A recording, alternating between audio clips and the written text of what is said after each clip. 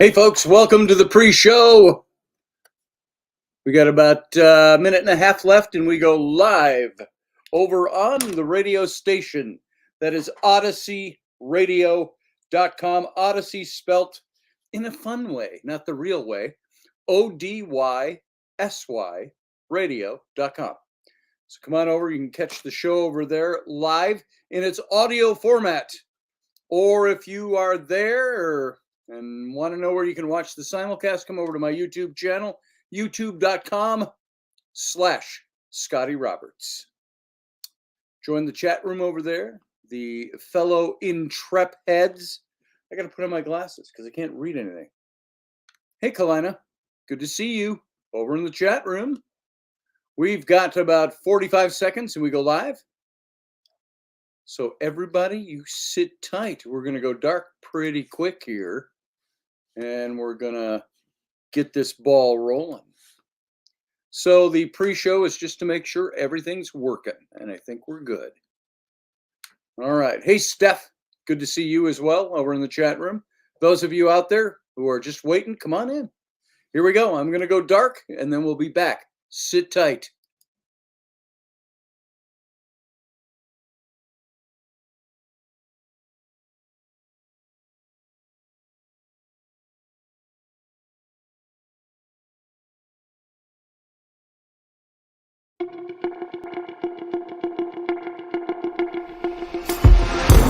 The Intrepid radio program with Scotty Roberts. Intelligent talk.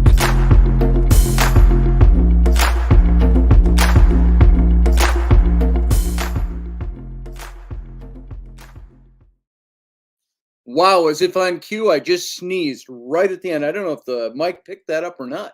But hey, here we are. Welcome, everybody. Glad you made it into the show tonight. And we're going to continue our little mini series on the Exodus. Not that it isn't something we haven't talked about here before, but because there's always new information and there's always new angles on the old information we have. And I think it's fascinating stuff for us to be able to look into history and say, hey, that's an interesting bit of history. Now, there are a lot of people out there that don't believe the Exodus ever took place, that Moses was ever a real person, or that Israel even existed in the middle 18th dynasty, or the middle of the 1500s BCE. There are many people think they look at the story as myth and storytelling and religious tales with morals to them. Wrapped around pseudo-historical events. For what purpose? To gain a following, to convince people of what to believe, etc., etc. I happen to think that the Exodus was a real event. I happen to think that the Israelites, or Israel, the children of Israel, the children of Jacob, Jacob being just another name for Israel in the Old Testament, that he moved his family to Egypt from Canaan, which is where Israel exists today, where the Romans renamed that place Palestine after the destruction of Jerusalem in 70 AD. But the land of Canaan was in drought, and they moved the whole family down there, the clan of about 70 people. And they moved them into Egypt, into the Nile Delta, and they settled there. And there are cities there that correspond with the history of the Bible that say we believe that this city is where they settled. This was the land that was given to them. The land of Goshen today is, or it was the city of Avaris in the past. It was renamed Pi-Ramses by Ramses II. And it was uncovered. And you can go there today. We can look it up. I could share my screen with you and we could look it up and you could see right where that place is. Maybe we'll do that in the captain's cabin, but you can see right where Avaris is today. And it's under a different name, of course, but the ruins are all there. And so I happen to believe that Israel, the family of Israel, dwelt there for a couple of hundred to a few hundred years, and they became enslaved, or they became a servant class after the ousting of the Hyksos in the north by the Egyptians in the south. And that's a whole history lesson all by itself, a series of history lessons, which are fascinating. Talking about Joseph. Remember Joseph, as I've said, rather tongue in cheek, Joseph and the amazing Technicolor Dreamcoat. Joseph in the coat of many colors. That whole story. He was one of the sons of Israel, the sons of Jacob. And his brothers, jealous of him, sold him into slavery in Egypt. Now, did those events take place? We can't prove that, but we can prove some of the things around it. Joseph was sold into slavery. His brothers meant it for evil. As Joseph said later on in the story, he said to his brothers, he says, "You meant it for evil, but God meant it for good." And he spent 20 years there and rose to power in Egypt because he knew how to interpret dreams. It's probably a handy thing to have in your back pocket at the time. And he was elevated into a governmental position and eventually became the Grand Vizier of Egypt underneath the Pharaoh, which I believe was one of the Hyksos pharaohs. The Hyksos being the invading peoples. They called them the shepherd kings. They were the kings that were descendants of the Asiatics, or those people from Canaan, from Mesopotamia, Asia Minor, all up in that area. And those were people that for 700-800 years had been filtering into the Egyptian Nile Delta, settling in the cities. And what happened as they grew, what happens when my family moved here to America 300 plus years ago, 1710, they moved here. I'm an American now.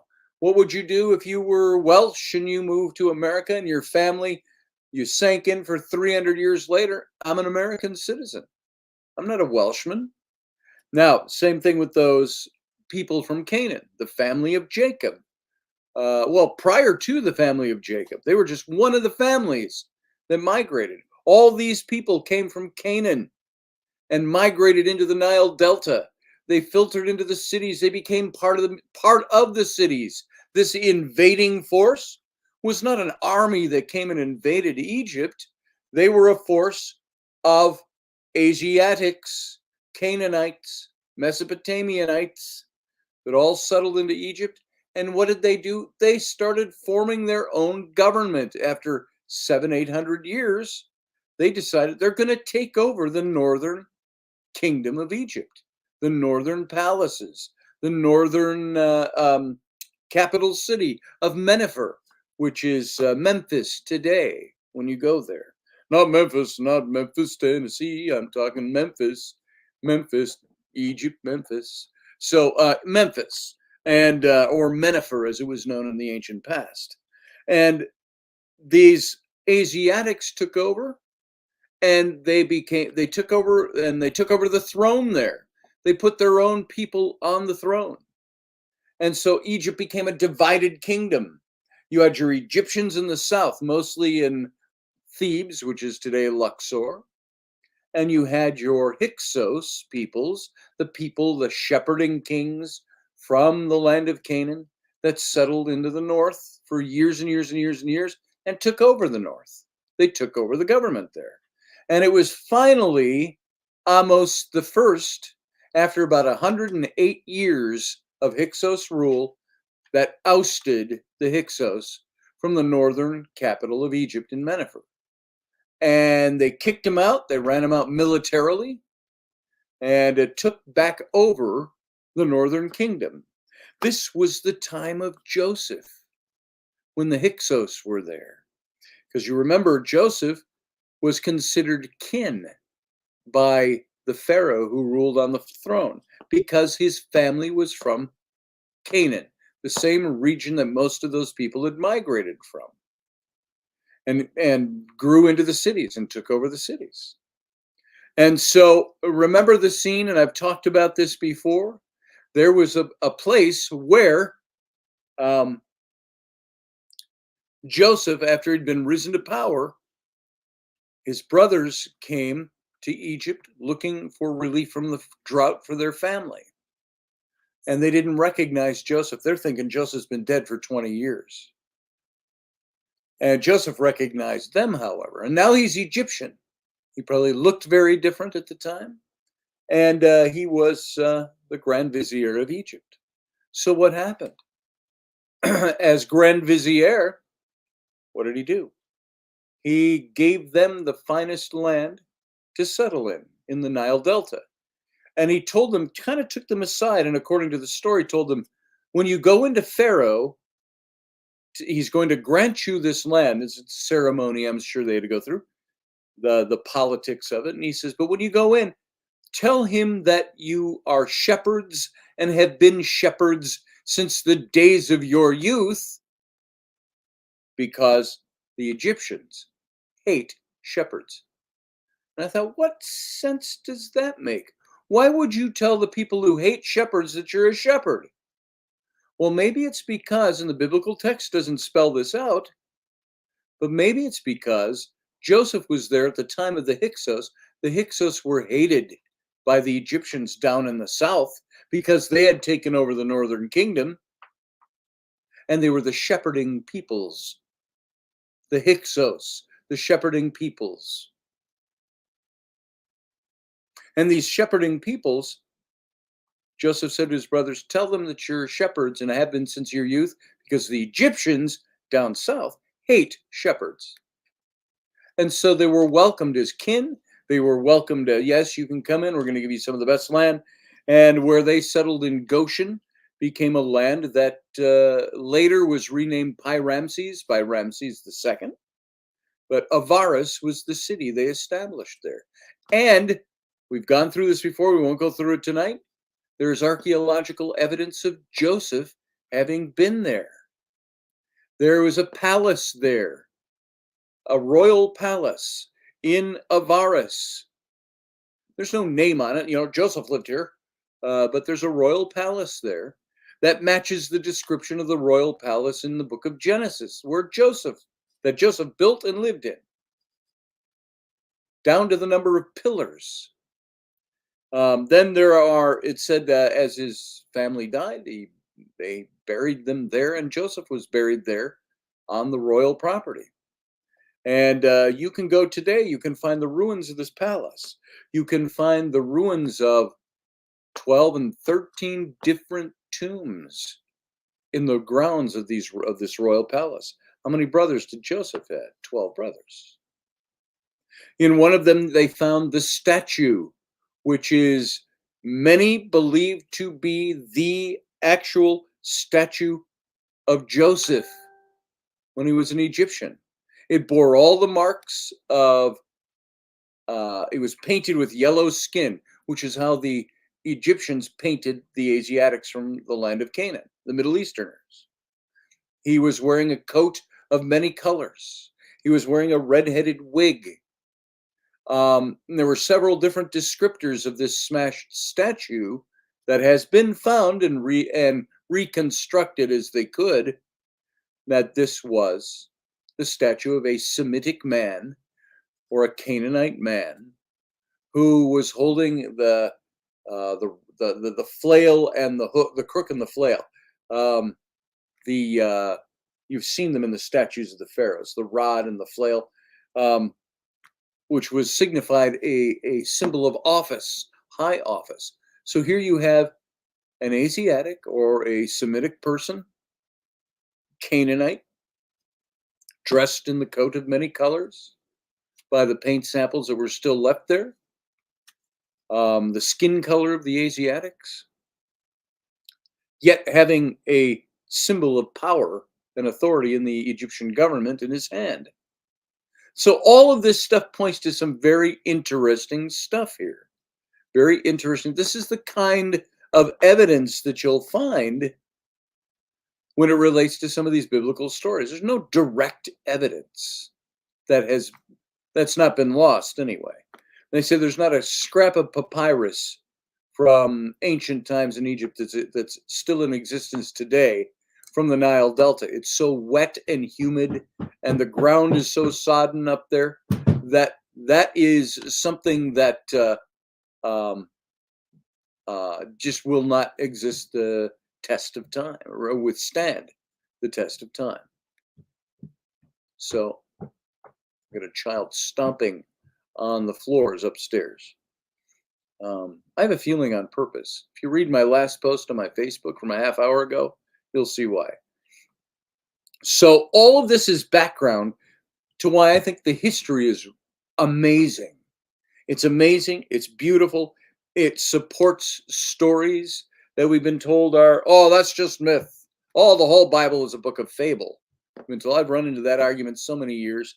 And yet I have found, even when I question some of the faith issues of the Bible, I do not question the efficacy of its history. And so I think it's always amazing to find history that supports and bolsters some of the stories that you think are true and that you believe, that you've heard all your lives. That's fascinating. It would be like, I don't know. I'm trying to think of a more current story. George Washington, cut down the cherry tree. Now, we don't know that that ever really happened. It's a urban legend about him that grew up. I cannot tell a lie. I'm the one who cut it down, Father. Now, was there ever a confrontation like that? We don't know for sure. Did George Washington exist? Yes. Can we find the cherry tree? No. Can we find the axe he used? Probably not.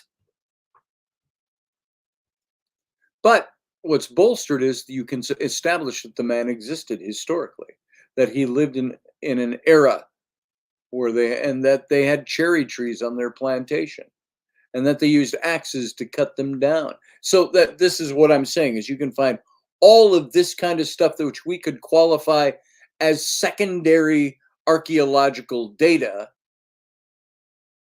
that is something that is worth looking at when you're trying to establish what did and did not happen in a certain period of time. Welcome, Sarah, and welcome, Mechanics. Good to see you. Field Guy, good to see you in the chat room. Randall Flagg is here. Steph Cuervo Queen is here. Jason is here. And JP. And Kalina is here. And who else do we have? Oh, some of them have passed off the top for me, and I can't find them. But those of you who are here, welcome. Those of you who are here and not in the chat room, come on in. You're welcome. Welcome to join the chat. Let me get rid of the banner. There we go. Boom. And I'm not even going to bother to put up my Intrepid banner tonight. Let's just keep it where it is. So all of this stuff I'm talking about is, again, as a quick, believe it or not, recap, a quick background as to what we're looking at tonight. And I wanted to get into a little bit more of the trying to figure out the historicity of this Pharaoh of the Exodus. I say he is Amenhotep II. And I believe that there is a lot of data historically that supports and bolsters that historical claim. Now, we know for sure that Amenhotep II existed. That's not in question. The question is, did he exist during the time of an exodus that some people think is a fictional exodus, or a metaphoric exodus, or a minimalist exodus, or certainly a non-historical one? So what I want to do to establish that he was the Pharaoh during the Exodus is to see what parts of his history align with biblical history. And does it make sense after the fact? If it doesn't make any sense, like Ramses II, his facts do not line up with biblical dating systems or with the biblical facts of the story. So he can't be the guy. And we went through that a couple of episodes before this. But I want to look at this angle from the plagues of Egypt, There's one of the things that is a constant fly in the ointment for people. Did these 10 plagues really take place? Did God actually act? See, in order for the 10 plagues to exist, I think most people would have to acknowledge that there was some deity or some power, some supernatural power that was governing it. If the story is to be believed at any sort of face value at all, can Moses, the leader of the slave people, come in and go, hey, you know what? And by the way, he'd been gone for 40 years too, according to the story. Many of the people didn't even know who he was. I'm sure there were some old timers that remembered him when he came back and said, hey, I was Senenmut. I was this guy. I was a grand vizier. I don't know how much of that, the cynical nature of Nile or denial.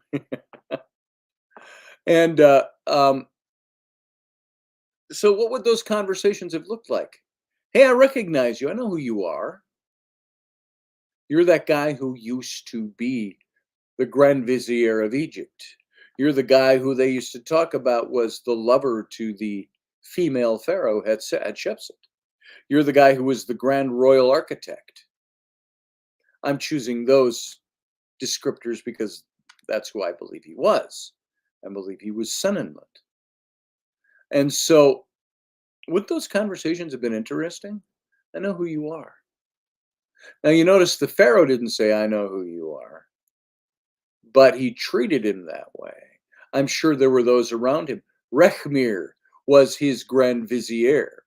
Rechmir, being about the same age as Moses was, around 80 at the time of the Exodus, Rechmir being a contemporary of Senenmut, or the man that was Moses, during his first 40 years in Egypt. Probably attended the school of the nobles, just like Moses did, or Senenmut. So I think that there were lots of people who recognized him. I think some people of the court recognized who he was. But keep in mind, he was gone for 40 years. I think now back to what happened to me 40 years ago. We were watching movies in the theater like Indiana Jones or Raiders of the Lost Ark. What else happened in the 80s? Ronald Reagan was president. Can I still, 40 years later, recognize people that were around back then and in leadership? Sure can. So it's an interesting speculation to speculate what would these people have acted like when they saw the return of somebody that they knew having been in power in Egypt, returning as a leader of the slave people. That would have been an interesting turn of events for them. But let's look at these 10 plagues. Remember, there were all these plagues that, according to the biblical story, were foisted upon Egypt, not for any other purpose than to get Pharaoh and the people of Egypt, at least in the spiritual lesson sense, it was God teaching them that they can look to him and know that he's God. And and you think, why does God go through all these machinations? That's theology. That's a different kettle of fish altogether, to try to understand why a deity did things the way he did them. And you have to, of course, accept that story by faith to believe that it was that deity. But let's look at it. Let's presuppose that it's God doing all these things. It says that God told Moses in the book of Exodus that he, God, would harden Pharaoh's heart and that Pharaoh would refuse to free the Israelites. You can find that in Exodus 4. And then God then instructed Moses to tell Pharaoh, thus says the Lord, Israel is my son, my firstborn. And I said to you, let my son go that he may serve me. But you have refused to let him go. Behold, I will kill your son, your firstborn. That's in Exodus 4, 22 and 23. So after the 9th plague, and Pharaoh refused to let them go, what happens? After the 9th plague, God repeated this prediction. He said, all the firstborn in the land of Egypt will die, from the firstborn of the Pharaoh who sits on his throne down to the firstborn of the chambermaids. And so the challenge is to identify the eldest son of Pharaoh, Amenhotep II, and see if he's a guy that died this way. Several candidates are possible. Was it Tutmosis IV for the Exodus Pharaoh? The worst part of God's prediction of judgment was that his own firstborn son would die. If Amenhotep II was the Exodus Pharaoh, his firstborn son had to die before ruling, which the historical record should confirm. So the son who succeeded Amenhotep II was Tutmosis IV, whose dream stele, which is located between the paws of the Great Sphinx, reveals that he was not the original heir to the throne. So the son of Amenhotep II, Tutmosis IV, was not the original firstborn son and heir to the throne. Moreover, inscriptional and papyrus evidence confirms that Tutmosis IV was not the eldest son of Amenhotep II. So, was it Prince Amenhotep? The Papyrus British Museum speaks of Prince Amenhotep. The only title used of him, apart from King's Son, is SM Priest, from the regnal date on his manuscript. And the surviving month 4 and the day 1, so the first day of the 4th month, mark precisely the date of Amenhotep II's ascension, implying that Prince Amenhotep was his son. So this prince almost certainly resided in or near Memphis, Egypt, or Mennefer at the time, due to his office being connected to the high priesthood of Ptah, or Ta, however you want to say it. So the late 18th dynasty attests to numerous high priests of Ptah. Their order, their tenures in no way prohibit the Prince Amenhotep from being among them. It's got a quote in here that I'm looking at that states BM 10056. It's a stele, and it says that actually a significant gap occurs in the SM priest list between the end of Tutmosis III's reign and the beginning of Tutmosis IV's reign. That would be Amenhotep II, the son of Tutmosis III. So this gap, which encompasses the reign of Amenhotep II, can partially be filled with the service of Prince Amenhotep. So Redford confidently, the Egyptologist, Redford confidently identifies this prince with another royal personage, the king's son, whom Selim Hassan dubbed Prince B, who erected the wall-carved stele in the Sphinx temple of Amenhotep II. So 3 factors support the identification of Prince B with Prince Amenhotep. 1, both were sons of a king. 2, Amenhotep II was the father of both. And 3, they both resided at Memphis, functioning in the role of the priest. Whoosh! Now that's a lot of information as you start looking at this. Prince B, Amenhotep, undoubtedly was an important figure, as he was called the, quote, one who enters before his father without being announced, providing protection for the king of Upper and Lower Egypt, end quote. And, quote, commander of the horses, end quote. Could you imagine that title when you're walking into the room? It's Prince Amenhotep.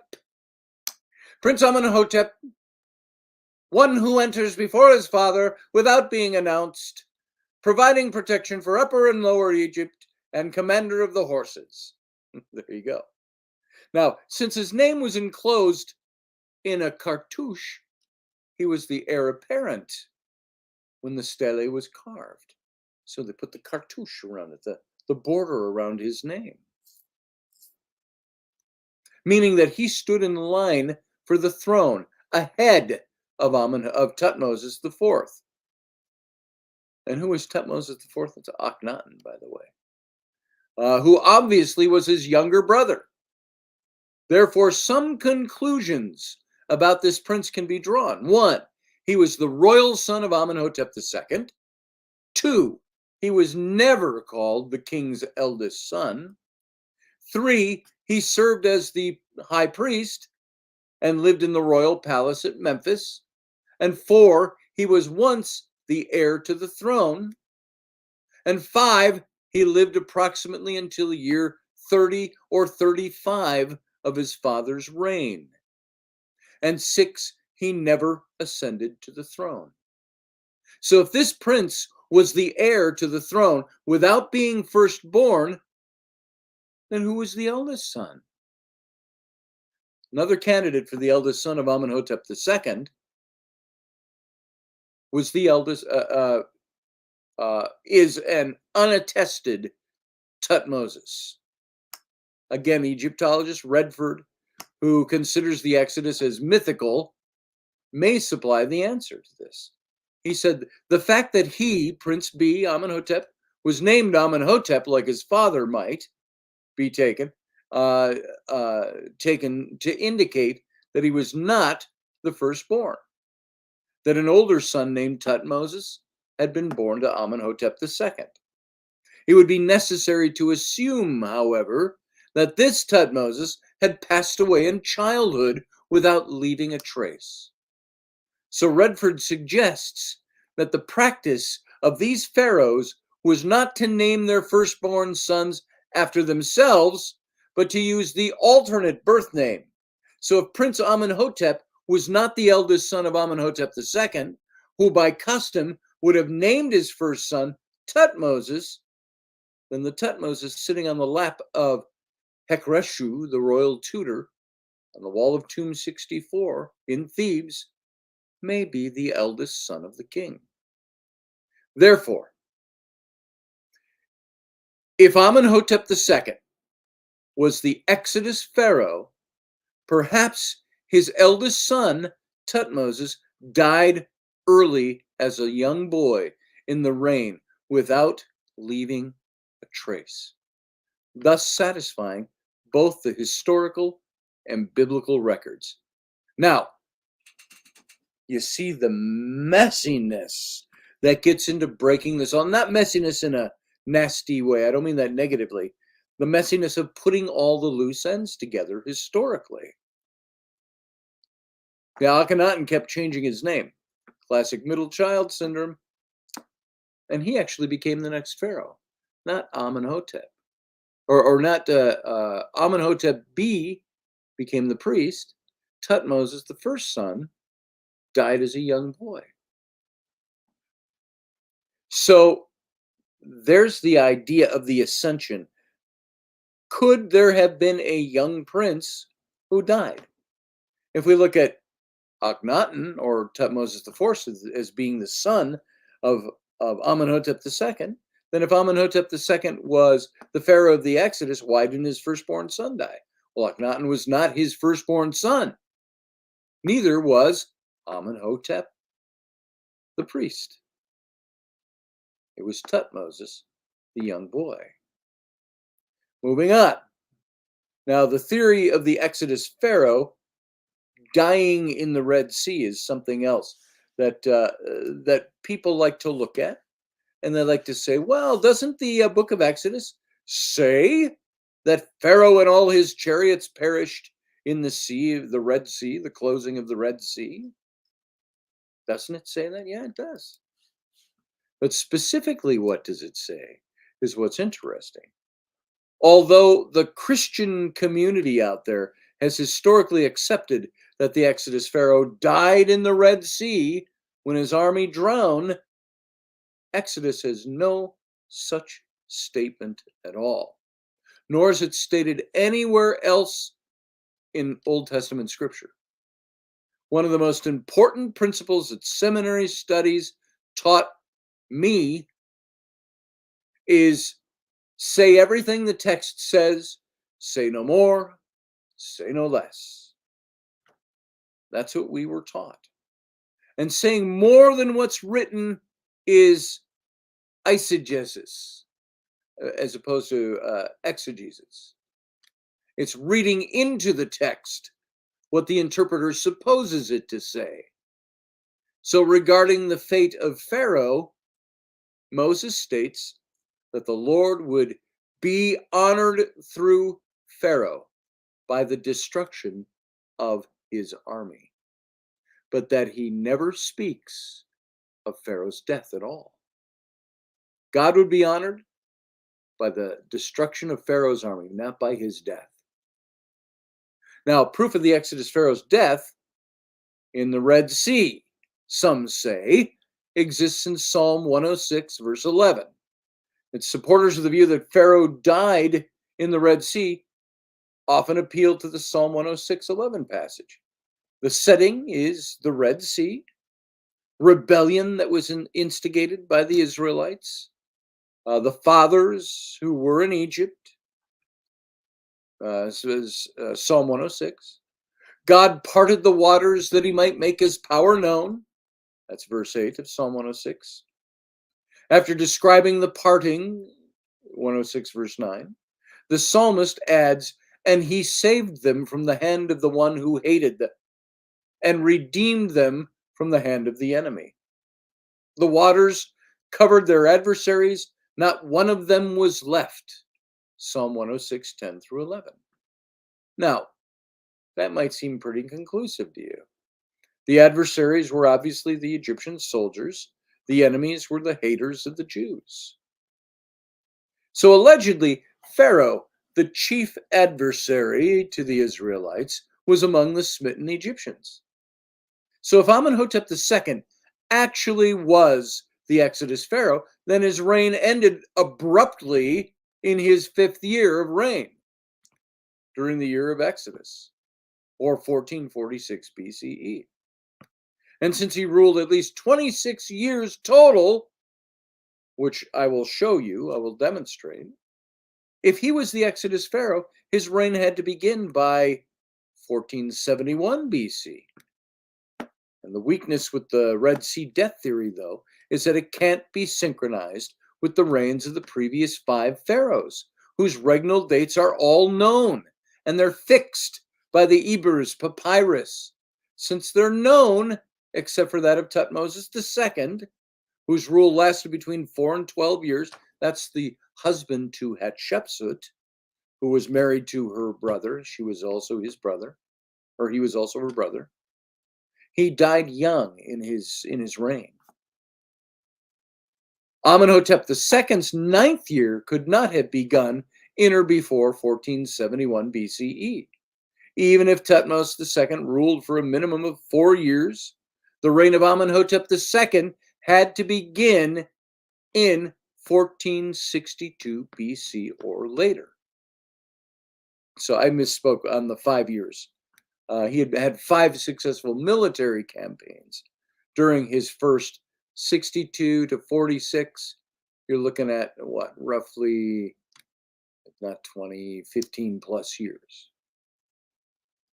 So leaving 9 years too few for the reign of all the intervening monarchs. Therefore, due to the limitations that represent fixed points in biblical and Egyptian chronologies, if the Exodus Pharaoh, Amenhotep II, could not have died in the Red Sea incident.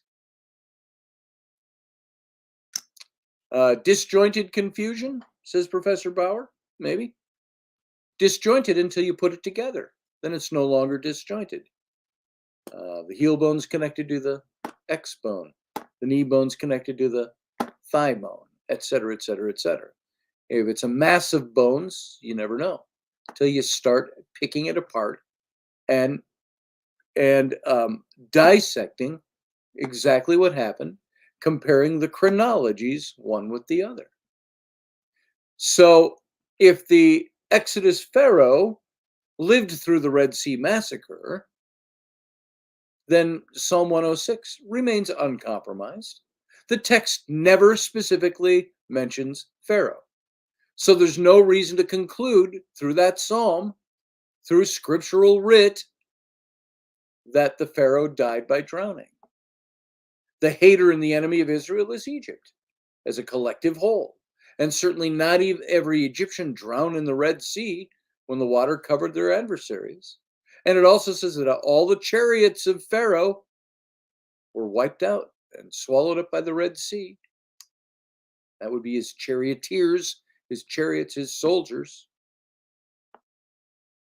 Only those Egyptian adversaries, as national representatives, who chased the Israelites into the sea, were consumed by the water.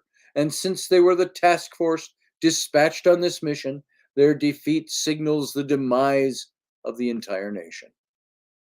Symbolically. And moreover, not one of these representatives who compromised the bulk of Pharaoh's vast imperial army survived after the dividing walls of the sea collapsed. And this is confirmed by the Mosaic text that probably provided the basis for the psalmist's words. The waters returned and covered the chariots and the horsemen, even in Pharaoh's entire army that had gone into the sea after them. Not even one of them remained, according to Exodus 14:28. So you could look to Psalm 136 as an alternative. Is this proof that the Exodus Pharaoh died in the Red Sea, as some scholars have contended? The minimalist scholars who keep trying to prove by the biblical texts themselves that Moses didn't exist, the Exodus didn't take place, that Pharaoh died, that there's this and that, whatever. So the text most frequently used to prove that the Pharaoh died with his army in Psalm 1 is Psalm 136. But he overthrew Pharaoh and his army in the Red Sea, says the text. Now, a cursory reading of the text leads most anybody to believe that because God overthrew Pharaoh and his army, both parties must have died. However, the Hebrew verb, he shook off, shows that God actually shook off the powerful Pharaoh and his army, who were bothersome pests that God, whose might is far greater than theirs, merely brushed away. So this is the language of the text. The Hebrew word, I can't pronounce it anymore, he shook off. He shook off is the Hebrew word, the verb. And the same Hebrew verb is used in Psalm 109, where David laments, I am gone like a shadow when it lengthens. I am shaken off like the locust. So here he describes the same condition of his suffering, being cast away. And the verb indicates that David has become a locust, as a locust that's casually flicked away from a garment. Now, David was not describing his own death. The context of Psalm 136, which states that God brought Israel out from their midst with a strong hand and an outstretched arm, confirms that the unequaled might of God is the thrust of the passage. That's why the passage was written, to display the might of God, not to declare history. So it accentuated with ease that which, the ease with which he shook off Israel's adversary, Pharaoh and the mighty Egyptian army. So another argument against the view that Psalm 136 signals the death of Pharaoh is that the verse probably alludes to Exodus 14:27, which uses the same verb for shake off. But it omits Pharaoh from among those whom the Lord shook off. Instead, the text clearly states, I, God, will be honored through Pharaoh and all his army, and the Egyptians will know that I am the Lord. Exodus 14:4. God was honored through Pharaoh in the mass destruction of his army. But Pharaoh did not have to die for this to occur. Psalm 136, the psalm writer wasn't rejoicing over the death of anyone, but that Almighty God, their God, shook off the Egyptians by freeing Israel from their enemies' clutches. So you can see there is completely religious text. The question is the history of these people and these pharaohs and the man who wrote the texts, is it real history? Makes you feel bad for the horses, says Sarah. Yep, just pawns of the humans. So, so we got to look then at the death and the regnal length of Amenhotep II. The regnal length being the length of time he reigned as pharaoh on the throne. So, under what circumstances did Amenhotep II actually die? Fortunately, his mummified corpse has been preserved, and we have it. Victor Loret, fresh from his discovery of the tomb of Tutmosis III in the Valley of the Kings, discovered the royal tomb of Amenhotep II on March 9th of 1898. So confirmation that this burial chamber belonged to Amenhotep II came when Loret identified his nomen. Remember, we're talking about his nomen and his praenomen, his name and his throne name, on the painted quartzite sarcophagus. So this magnificent sepulchre represented a first for the excavations in the Valley of the Kings, as the king actually was found in place in his own sarcophagus with his name painted on the sarcophagus, albeit lying in a replacement cartonnage coffin. So the length of the reign and the date of the death of Amenhotep II is open to question, just like almost anything that happens that long ago. And though Tutmosis III is documented to have died in year 54 of his reign, no evidence exists to date explicitly the regnal year of Amenhotep II's death. And the highest known regnal date among the indisputable evidence is year 26, is inscribed on a wine juglet from the king's Theban funerary temple. Now, Redford, Egyptologist, using this questionable logic, asserts that since the juglet was found in the king's funerary temple, year 26 represents the end of his reign. Wendt and Van Sicelian, other Egyptologists, dispute this assertion, though showing evidence of the long-term storage of wine and the active functioning of the Egyptian mortuary temples long before the deaths of the pharaohs for whom they were built. Now, it's interesting. You get the same numbers of scholars that argue these points as much as they might argue the details of the Peloponnesian Wars, which I think is significant. You've got all these scholars arguing over what dates are the right dates. So, another possible length of the reign of Amenhotep II is 30 or 35 years. One source contributing to the argument that Amenhotep II reigned over 26 years is on that stele we talked about. It's got a weird name here, numbered name, BM10056. And though he admits that the number, one scholar dates a fragmentary regnal year in verses 9 and 8 of this papyrus to year 30, although he admits the number could also read differently, such as year 35. So if one of these readings is correct, Amenhotep II's reign lasted at least 30 years, maybe 35. So many scholars have postulated that he reigned between 30 years and 35 years, beyond 30 years. And because he observed a regnal jubilee called a Sed festival, S-E-D. And where you've heard that word from me before, remember the story where I saw the dark figure at the Heb-Sed court at the stepped pyramid? So the Sed festival was a celebration that historically marked the 30th year of a pharaoh's reign. And though the Sed festival was used for centuries to honor this regnal anniversary, we've been warned by other Egyptologists against concluding too much about the regnal length of Amenhotep II, just because he celebrated one. No dates, quote, accompany the Jubilee monuments of Amenhotep II, and our understanding of the Jubilee institution is too imperfect to allow us to assign an automatic 30th year at every mention of the said festival. End quote. Now, caution has to be exercised before automatically assigning a 30-year reign to every pharaoh who celebrated this event. But the said festival of Amenhotep II may just signify that his reign exceeded 30 years.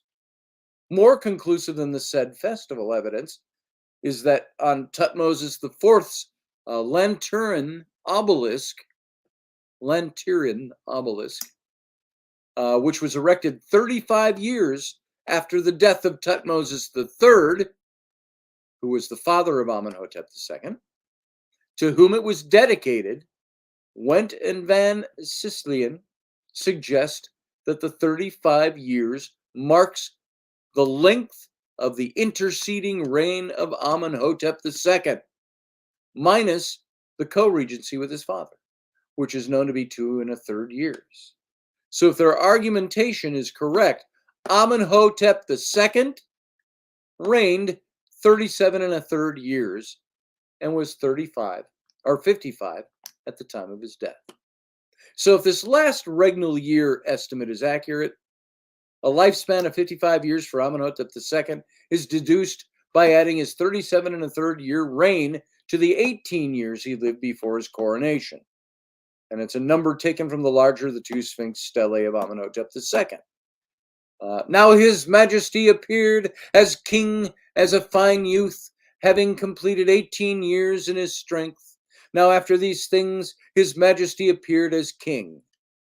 So an X-ray investigation of the royal mummies may assist in dating his regnal length.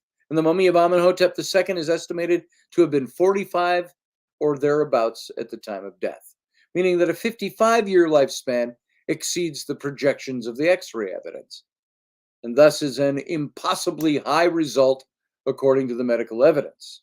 Robbins, however, Egyptologist, is convinced that when identifying a pharaoh's age at death, there is good reason to cast doubt on X-ray evidence as a whole. Support for this criticism is found in the discrepancy related to Tutmosis III's lifespan.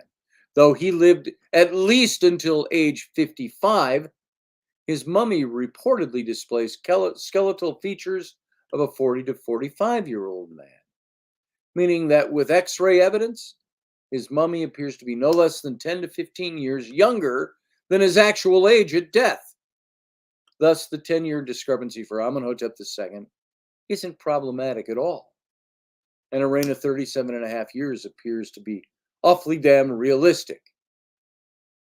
Now, there are other things we can get into and that we're going to get into regarding Amenhotep II's reign.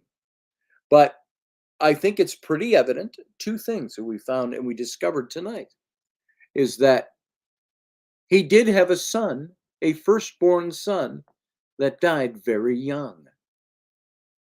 And that his descendant who ascended to the throne was not even his second son, it was his third son, Tutmosis IV, who was Akhenaten. But, and who was Akhenaten's famous son? King Tut, Tutankhamun. So we've discovered that Amenhotep II had a young son who died during his reign. And if you start adding up all the years and look at all the different figures we've given you on the years, you can come up with a date for the death of his young son that corresponds with the date of the biblical Exodus, which we plugged in at 1446 BCE. And I think that that's fascinating. You start coming up with all these little factoids. None of them screams, and Moses was alive here, and the Israelites were our slaves, and they kicked our ass, and they left, and their God destroyed us. They didn't write about those things. Remember, there aren't many pharaohs who depicted scenes on all their temple walls in hieroglyph, which is supposed to be forever for posterity, their failures. Those were not recorded, and recorded with very rare occurrence. So I think it's safe to say Amenhotep II fits the 1 Kings 6:1 in the Old Testament, and Solomon dedicated the building of Temple 1 in Jerusalem 480 years after the Exodus. And his temple is dated to the median date between 3 to 6 years in either direction of 966 BC. 966 BC for the Temple of Solomon, 480 years on top of that, you end up right around 1445, 1446 BCE. That's the date of the Exodus. And lining up the chronology of the Egyptian kings, the dating system of the chronology of the Egyptian kings, you're ending up with Amenhotep II as being the pharaoh that fits the picture in all his details, and there's even more details to come. His military campaigns. He had 5 military campaigns before the date of the Exodus, then none for almost 20 years. We'll get to that later. Radio audience, we got to leave you. Thanks for being here. Stay tuned for the Captain's Cabin, and we'll all be back very shortly. Radio audience, live long and prosper. Everyone else, sit tight. Join us every weeknight at 9 p.m. Central Standard Time, 10 p.m. Eastern. The Intrepid.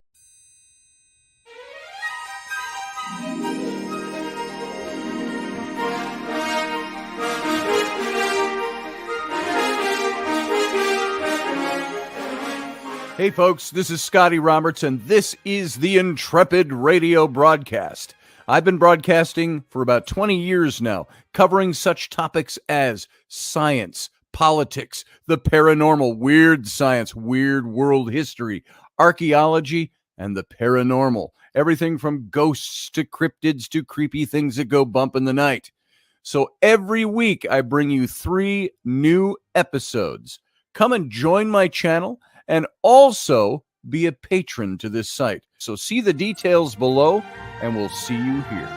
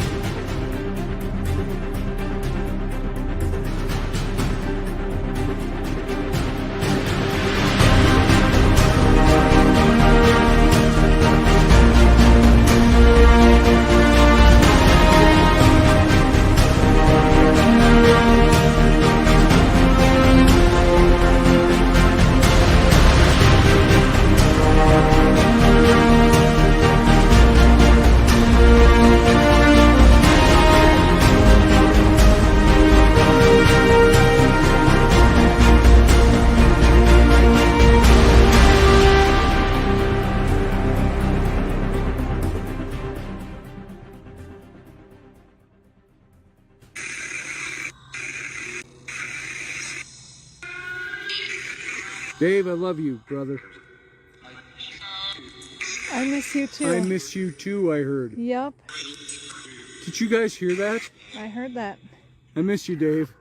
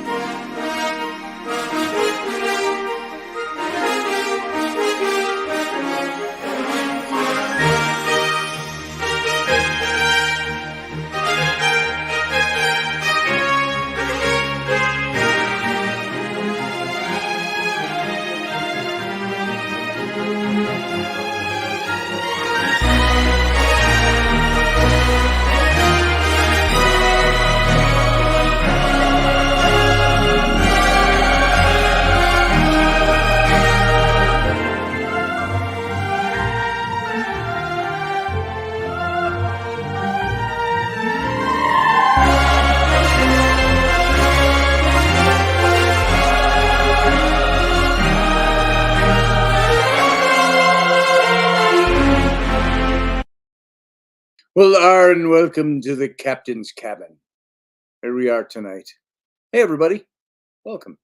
Glad you're here. Glad you hung over and stuck around for a bit. I'll bet you we'll get even more people now that we're in the cabin. So I think other people listen to other shows and come back here for the cabin. Then they pick this up in its rebroadcast. So if you want to hear it live, you got to be here a little early. There's a little bit of a topic I want to bring up before we go. I see Adriana. I see you're over there in the wings. Hang on there for a minute. I'm going to present something, and then we'll break into it, and I'll get you here on screen. But there's something I wrote just before the show started tonight, and I threw it up in my Facebook. And just a matter of minutes, mostly because I was on fire about something and I wanted to say something. And I think that this is an important thing. I had a little confrontation with kids tonight. And Rainey said, how come she said, you spend a lot of time, getting on the kids and riding them. I said, it's my job. Yeah, but they don't like you very much. And I said, well, I think the kids do like me just fine. They don't like being confronted for not. What kid is going to want to be around the parent that tries to hold their feet to the fire? Not many. But my kids also want to be around me enough and plenty. But they don't like being held accountable. And I wrote this. I put, I'm just going to throw this out there.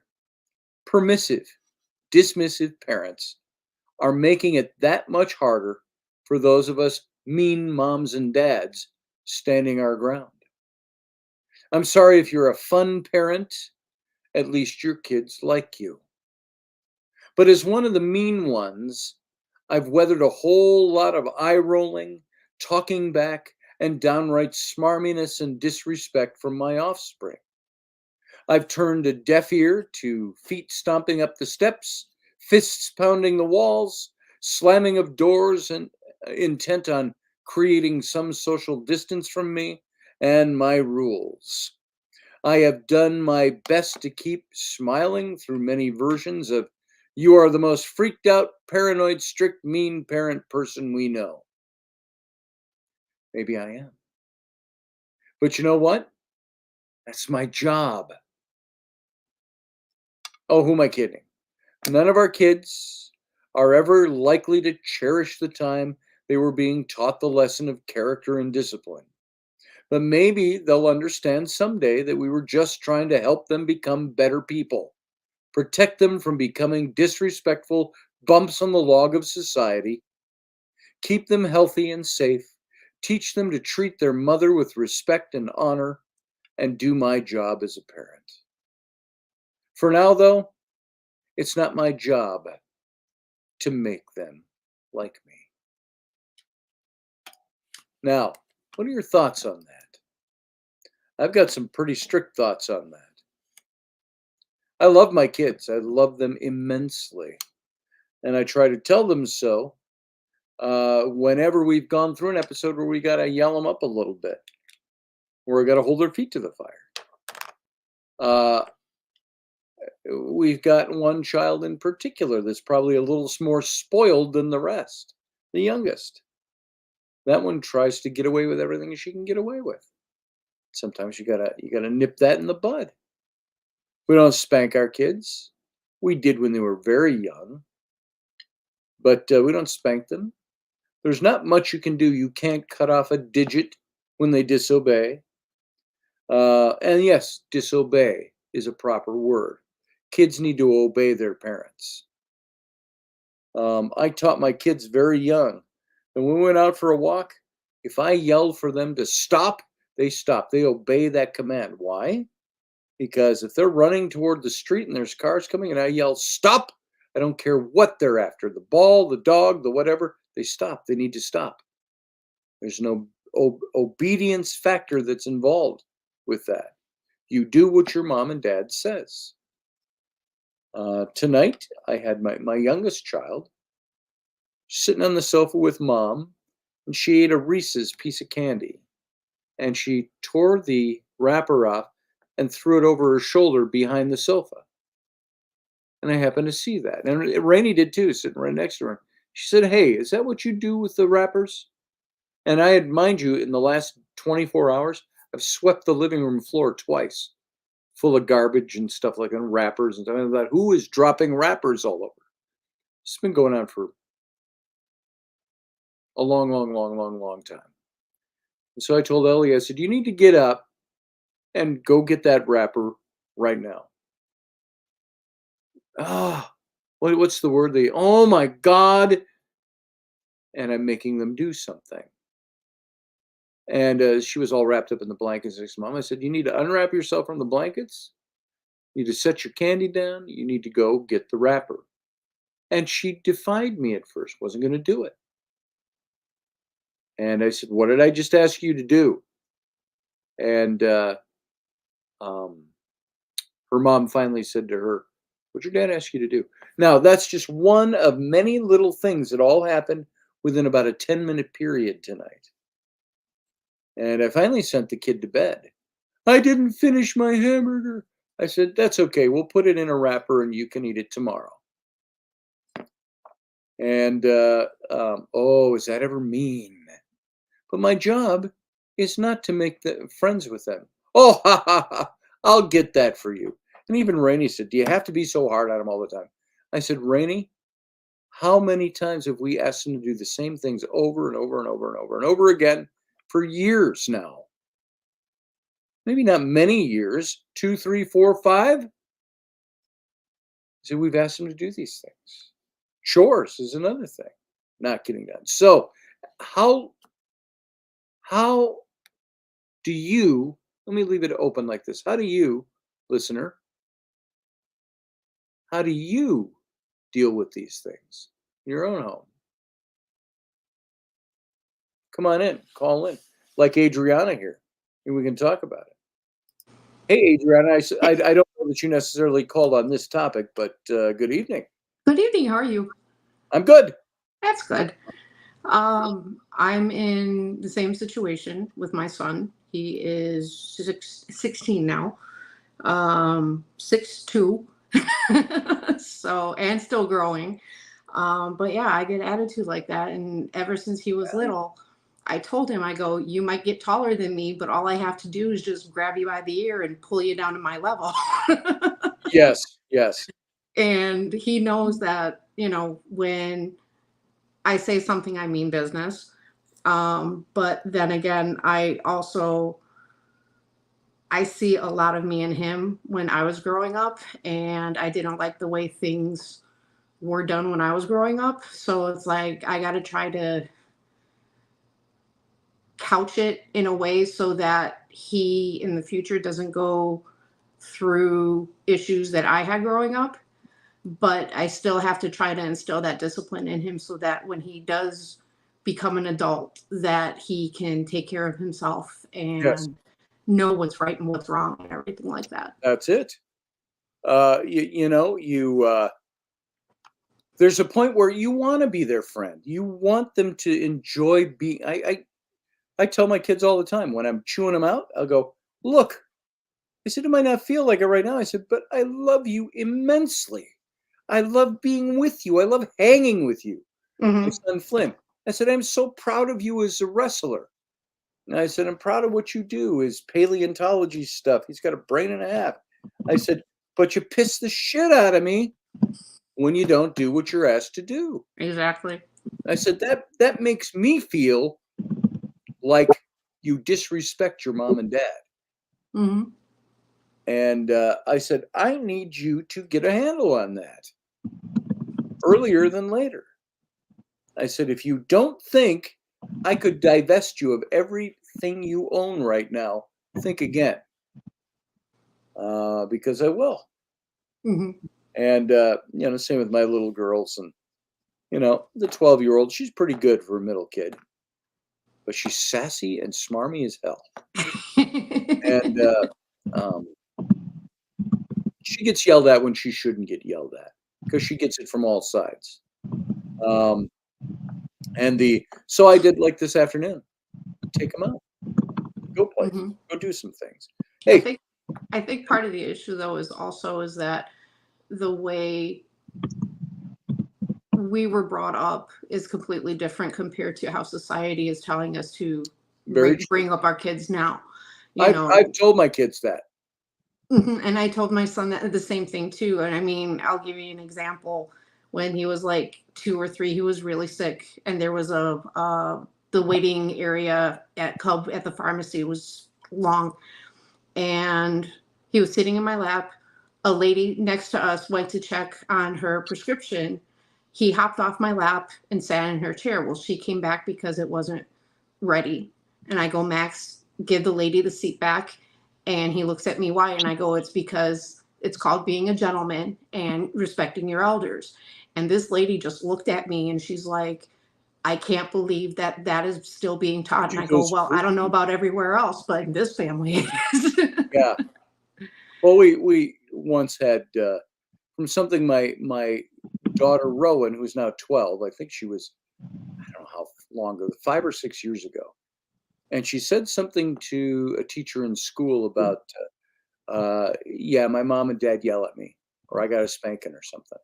And we actually had child protective services. Oh, dear Lord.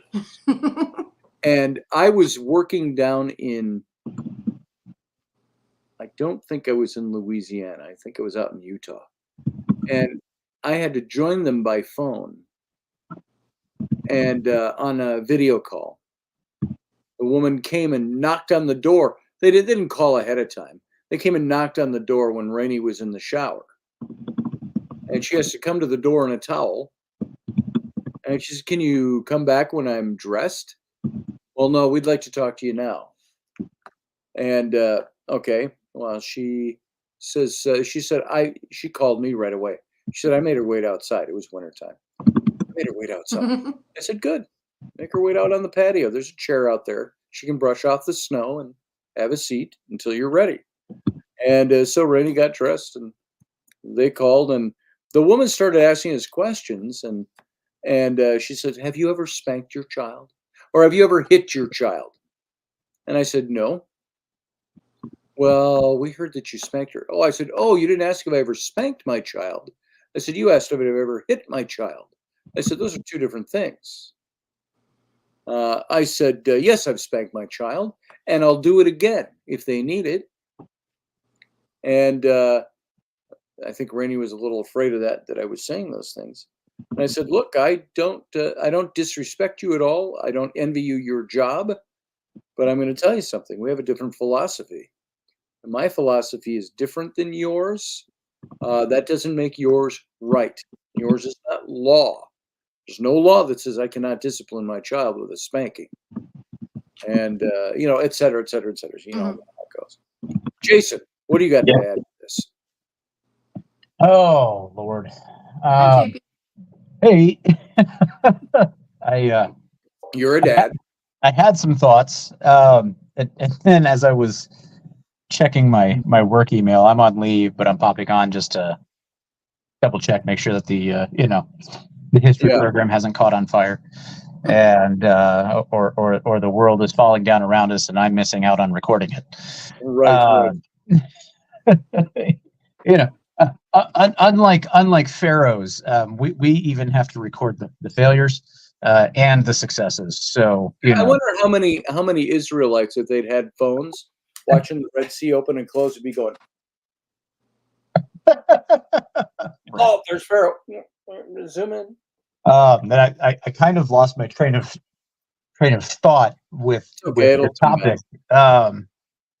So yeah, I'm a dad, but I'm in a rather different situation than you are.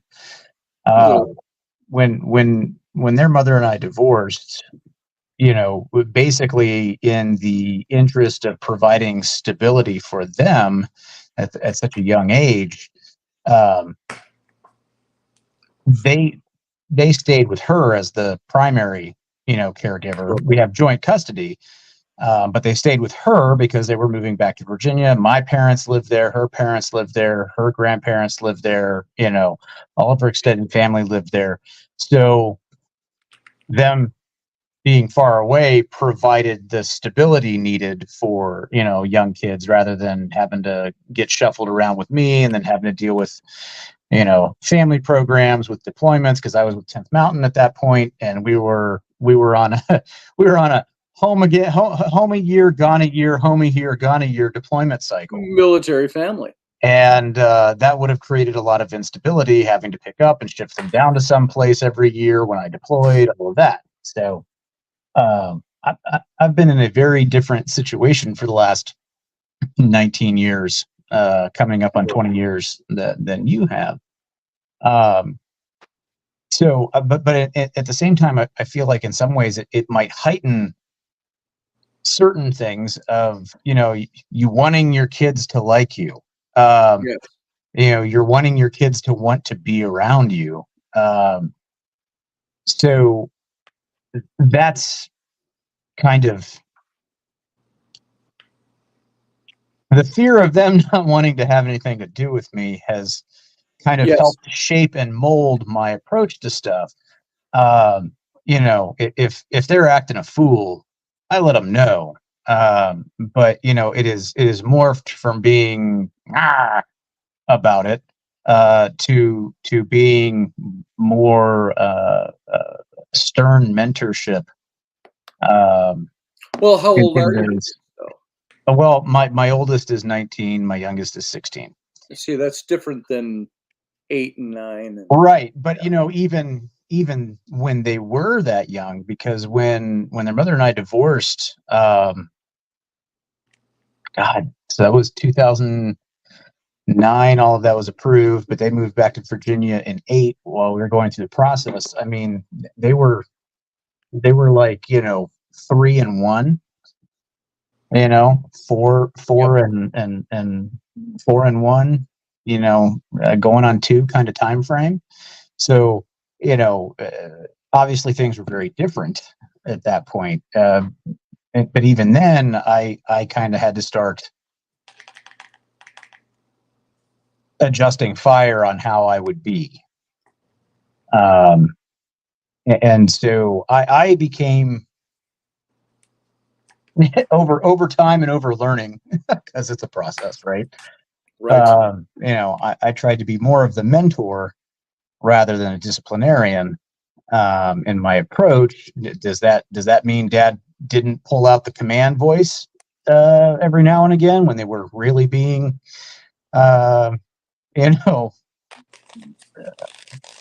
pills?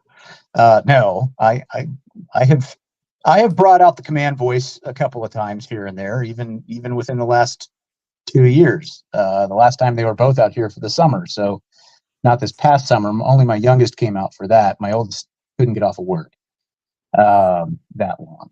So I guess it would be the 2 summers ago.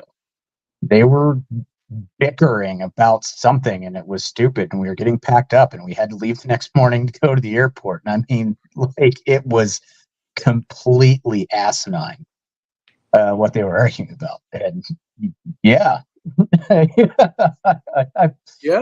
I pulled out the old command voice, and they were like,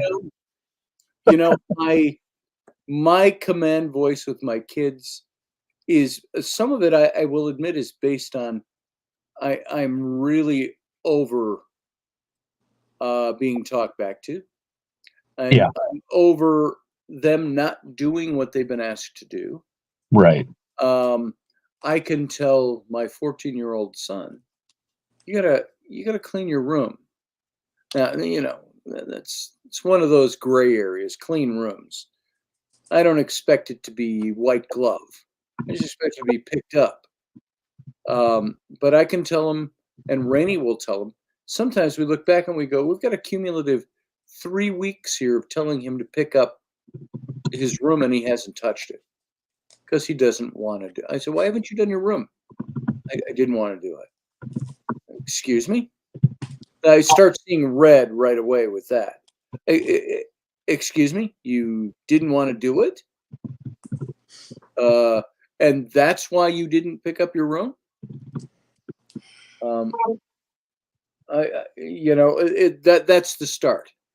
And then when you got all three of them doing things that are, my middle child has lapsed into the really clever, good comedian. She's amazing that way. Good comedy, top wit, but it's tempered by TikTok and that kind of stuff. And I'm like, you know what? Just shut up for a while. Shut up with what you think are friendly insults to me, which I said are pure comic genius, darling. I tell her, but you know what? I'm not asking you to be my friend right now and be comic with me. There's a time for that. Right now, I need an answer to this question, and I need to get you to do what you're supposed to do. Blah, blah, blah. And how come you're always on me about that? It's because you never do it. I said, do you realize? How come you yell at us all the time? I said, do you realize you wouldn't get what you're calling yelled at all if you just did what you were asked to do? Yeah. Well, and that's actually, as you talk about that, as we're talking about this in general, looking at Chris Rufert's comment, about not forgetting that the nature of children is to rebel. That's absolutely true. And it comes at certain stages and points, right? Like, they're born, and then that's why, that you have the terrible twos and sometimes the terrible threes and fours. You have these stages as they are growing and developing and learning. They are figuring out their own structure, where they fall within the structure of, their environment. And then, later on, they're figuring out and learning about where they fall within the structure of, society at a smaller scale. And then, a little bit later on, there's that, teenage rebellion and all of that kind of stuff, and, sowing their oats and doing all these things. And then it's a learning process. They're trying to figure out boundaries. They're trying to figure out, how does this game of life work? Where do I fit into it? How do I get my way? When can I get my way?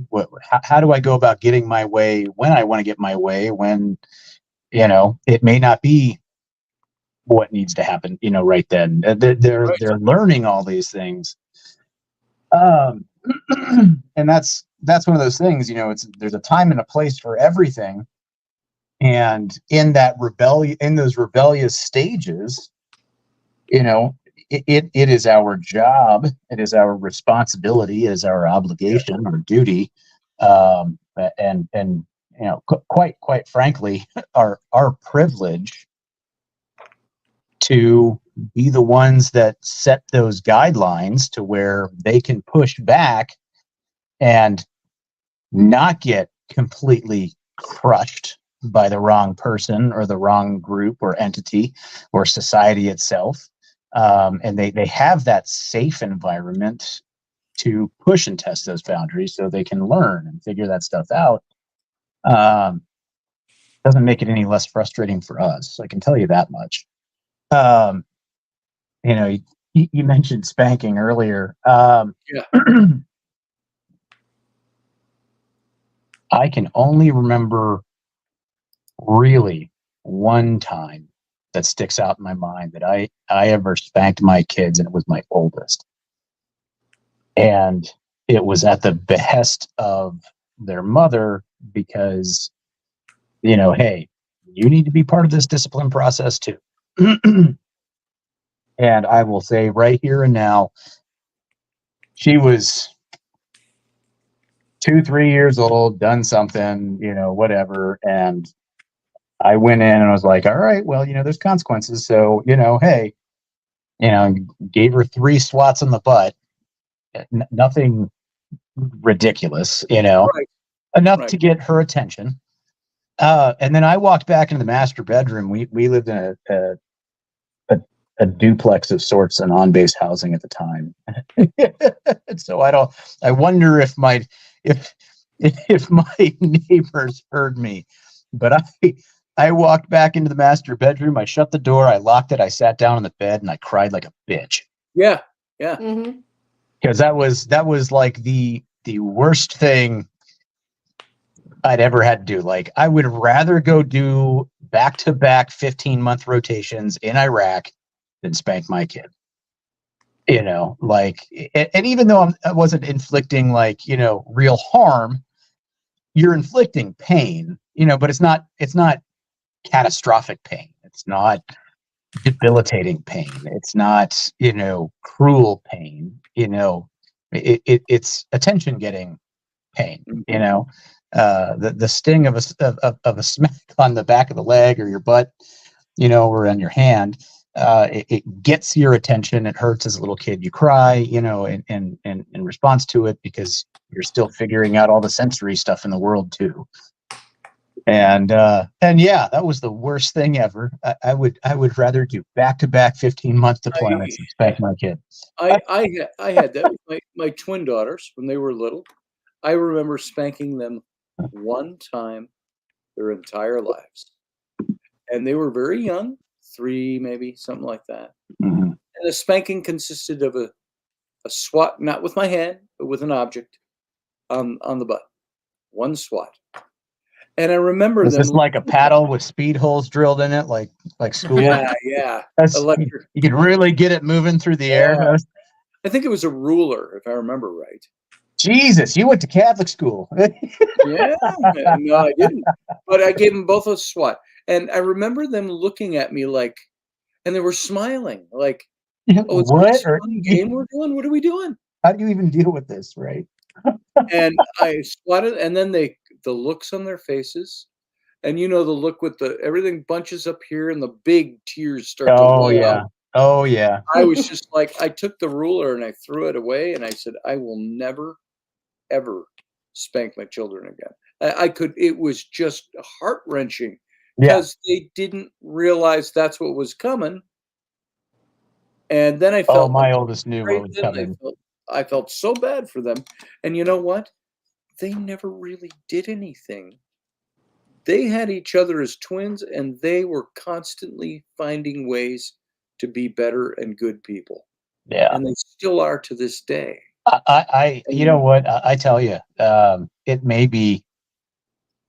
You say it was, your reaction was how it was because they didn't even know what was coming, right? Like they didn't even understand. They didn't get it. Right. My oldest understood she had messed up. Like she comprehended that on some, and she knew she was getting a spanking. And so she was terrified of getting a spanking. And that, I think maybe it's on a different level or a different way is almost worse. Because now it's like, to be descriptive and flowery and description, I guess, it's like at that point you're hunting them down. Yes. Like there's a visceralness to it that is. I remember saying distasteful. to my wife at the time, "Oh my God, are we supposed to spank them for this?" We were first-time parents. Yeah. With kids that age, and we thought, I think we're supposed to spank them for this. And that's why I spanked them. And then I was like, that's the worst thing I ever did in my life. I couldn't believe I had done it.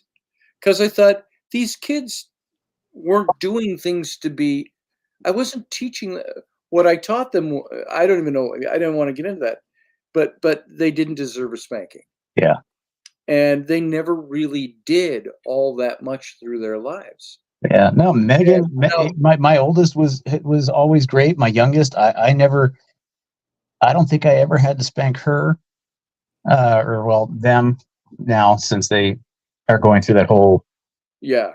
identifying thing, which, hey, cool, I get it. Or, well, I don't get it, but I get it, and I'll respect it, because that's their choice and that's what they're going through. But, I they're just good kids. Yeah. Like, they are really good kids, and they care about people, they care about the world, they care about things, and they care about each other. Though I know my youngest is looking a little forward to the peace and quiet. There are the increased peace and quiet now that my oldest is leaving to go Yes. do the wildland fire stuff. I can't think of anything that they've ever done that's been so egregious. And they've always been pretty good to each other. They've always taken care of each other. And I would love to say and take credit, if I felt that I could, for trying to always teach them and remind them that, one, your sisters, you got to look out for one another, because that's what you do. Mm-hmm. And, so you work to get along, and sometimes you're going to butt heads, but you have to have each other's backs. Yeah. And look out for one another. And two, everything you do impacts the world around you. Whether it's immediately in the house, whether it's something that you do that's outside, that's in the community, or at a bigger scale, you always have to think about what you do, because it could impact the world around you. Right. And so I would love to say that, yeah, it was my teaching them this. But I don't even know I can claim that, because they live with their mother and they only spend summers with me. what I keep trying to impress on my kids is to be courteous to the people around you. Mm-hmm. Whether it's respect for mom and dad, whether it's hey, when you leave that mess there, who cleans that up? Well, I'm not going to clean it up. I said, well, who should? Well, I don't know. I said, how about you? Because it's your mess. Yeah, you're the one who made it, kid. I said, that's courtesy. I said, the only reason we want you to learn to do that is courtesy. Yeah. You're courteous to the people in your house, therefore courteous that extends to people outside the house. Right. It's respect, it's courtesy, it's politeness. Well, and there's always going to be something, someone, somewhere, whatever in your life that is going to be of some sort of level of authority. Yes. And if you respect authority, life goes a lot smoother. Now, if authority completely oversteps its bounds, by all means fight back, but fight back in the right way. And, that's one of those things that I've kind of tried to, always impress upon people whenever stuff like that came up in general, whether it was my kids or whether it was peers or subordinates or, people in the community that I happen to be, talking with, whatever the case may be, is that, look, there's a right way and a wrong way to go about doing things. Fight back, but do it in the right way. There's always a method to get this corrected. That's. And by the way, I will add, before I say hello to Sarah, I will add that my now 9-year-old girl, the youngest, when it came time to giving her a swat on the butt, Mm-hmm. turn it as they're walking by, I'm giving them a swat on the butt. Go take care of that thing. Right. And don't talk back to me. Now, well, it got to the point, we don't do this now, but she was the flailer. She was, you just wanted to call Cirque du Soleil and say, I've got a candidate for you here.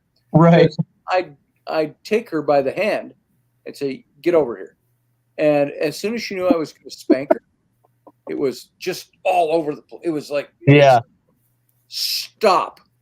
Why should I stop? You're just going to spank me. And it was just frenetic, spastic energy all over the place. It's like contortionist. stuff.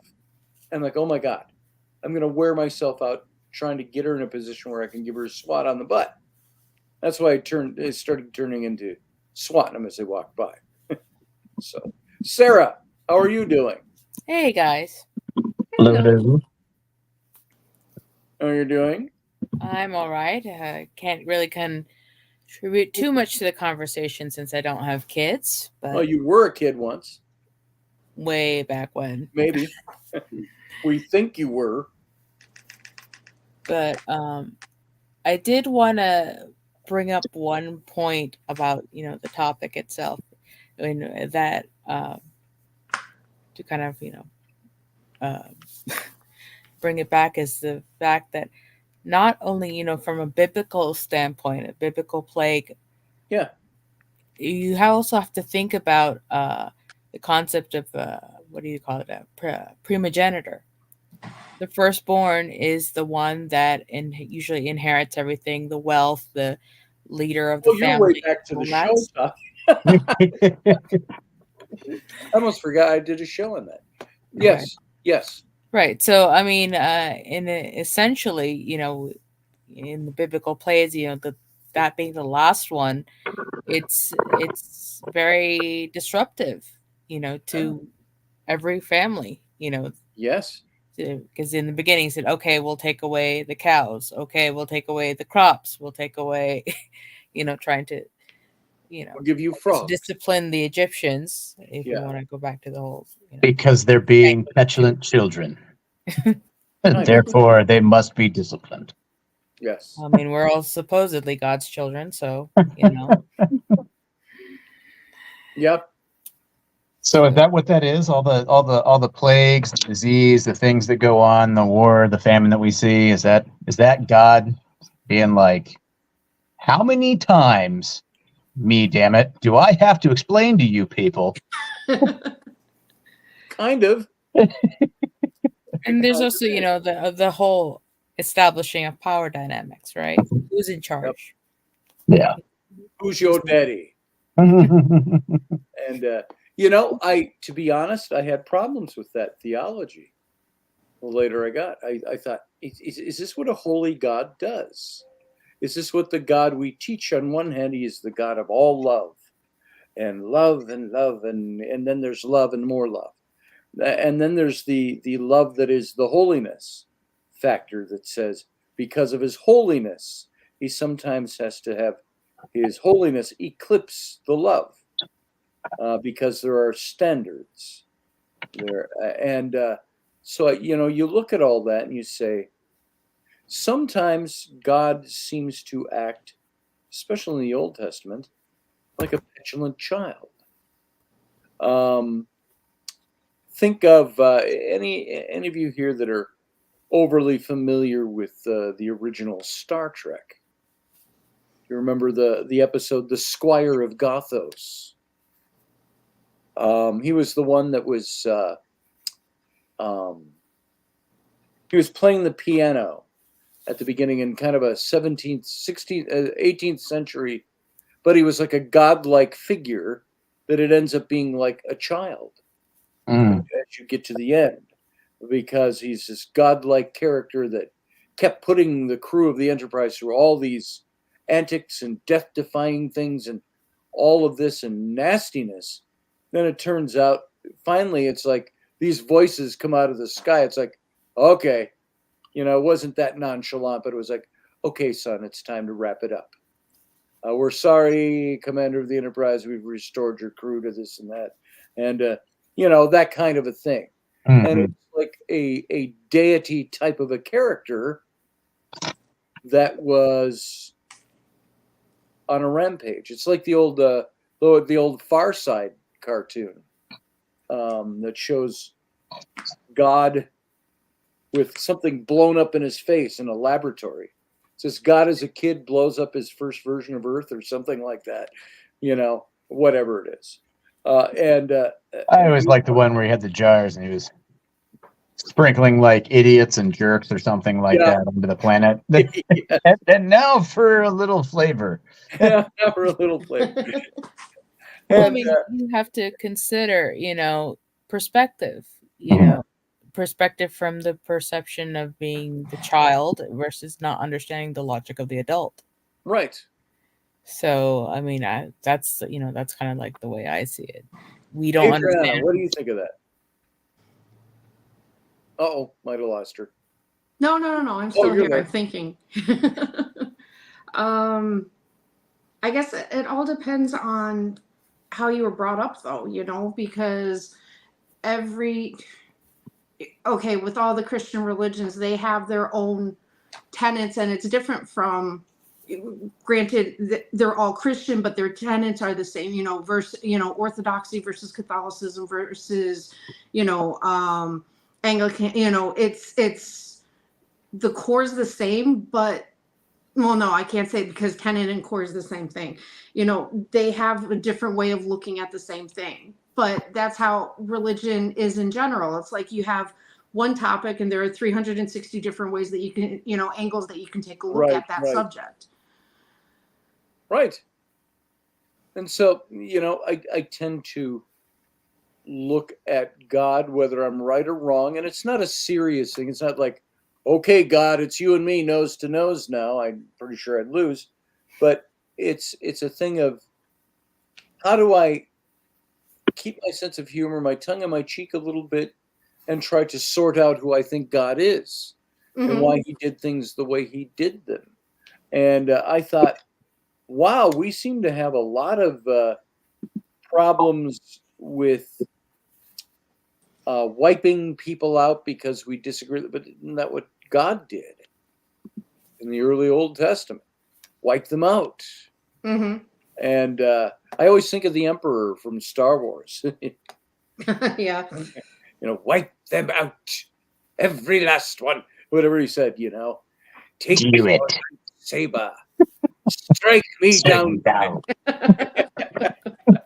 And, so, and you wonder, what kind of God is God, that he has the ability to act like what we now would consider a petulant child? No offense, God. I think he's smart enough. He's supposed to know what I mean. I don't think God has to second guess and wonder what I'm talking about. You know the thing you said? What you talking about? But I think if God is who God says God is, there's an awful lot of excuse for wiping people out, for ending the lives of the people and even the innocents. You will kill every man, every woman, every child, every goat, every dog, every chicken. They will all be wiped out. For what purpose? And then there was Moses, who changed the mind of God, according to one of the stories. God was, after the golden calf experience and all that, God's pissed off. And Moses goes up in the mountain and God's like, I could just see it. I can see like John Candy, I'm just gonna wipe them all out. I'm just so done. And I'm gonna start this all over in you, Moses, he said. And it says, and Moses talked God down off the cliff. He said, "Is this God? You can't do that. You'd be going against your word to Abraham." It says, and God repented of the evil he was going to do to Israel. That's what the passage says. So you say, was this all God's plan? And God was like, here's what I'm going to do. I'm going to act this way. And Moses is going to go, God, you can't do that. And I'm going to go, oh, yeah, okay, you're right. Just to prove a point. Or was God that livid? And was it one of his creation, which is supposed to be so much lower than God on the scale, that talks him out of it? Why did God have to be talked out of doing something evil? When the Bible told us, the scriptures told us he was not the author of evil of any kind. Yet he repented of doing evil that day. Is that a contradiction in what we find out about God? Why was God that way? Did he not know? According to what we're taught, God knows everything. He's omniscient, omnipresent, all knowledge, all presence, all everything, all this, all that. Omnipotent on top of it. And yet couldn't see far enough in advance, a couple thousand years, to say, oh, well, this is the way things just unfold with man. And God learned something over that 1,000 years that he didn't know ahead of time? And if he did, if he is like the Squire of Gothos, which they compare, there was a comparison obviously being made with that episode. Is God somebody that has a petulance about him that he has to learn to overcome? I heard I've talked about this before. It was Philip Yancey. He was the editor at large for Christianity Today magazine back in the 80s and the 90s. And wrote several books kind of a devotional nature. A good thinker. I liked him. He was a Chuck Swindoll camp kind of guy. You know who Chuck Swindoll was. And is still. And loved his writings. And I had a book of his called Disappointment with God. The things that Christians don't ask aloud. And he mentioned in there, he says, far be it for me to psychoanalyze God. He says, but I think God is like a parent. He said, he entered into this creation. He created humanity out of nothingness. They had never existed before, and never before had he created something that he imbued with goodwill that could tell him no. Then again, you know, you got Lucifer, so I don't know if there's a contradiction there too. He supposedly told God, no, I'm not doing that. I'm going to do my own thing. And but mankind was imbued with a free will, and he gave mankind the ability to choose not to follow him, if that's what they wanted to do. But then when they exercised that free will, he got really pissed off at it. Well, you told me I could make a choice. So what is it with God? Yancey went on to say, I see God as kind of this stair-step thing. He says that God had to learn how to deal with his creation because it had never existed before, even for an omnipotent God. And so he had to learn how to deal with them. And as time went on, this is why you saw what we called stair-step dispensationalism. With each new covenant, from the Adamic covenant all the way through, it got closer to God, further out from the original. And and maybe I'm all washed up and God is none of those things. Maybe God's patient enough in his godliness that he goes, I could wipe you out for that, but I'm not going to. You know, and why would he want to wipe me out? Because I'm questioning something I can't see and don't experience. I think God puts an awful lot on the minds of finite humans to accept and believe without any proof, when he's got the ability to prove. Well, you know, I had people in the church who would tell me, well, Scotty, you know, God gave us all the proof he needed when he sent his own son to die for us.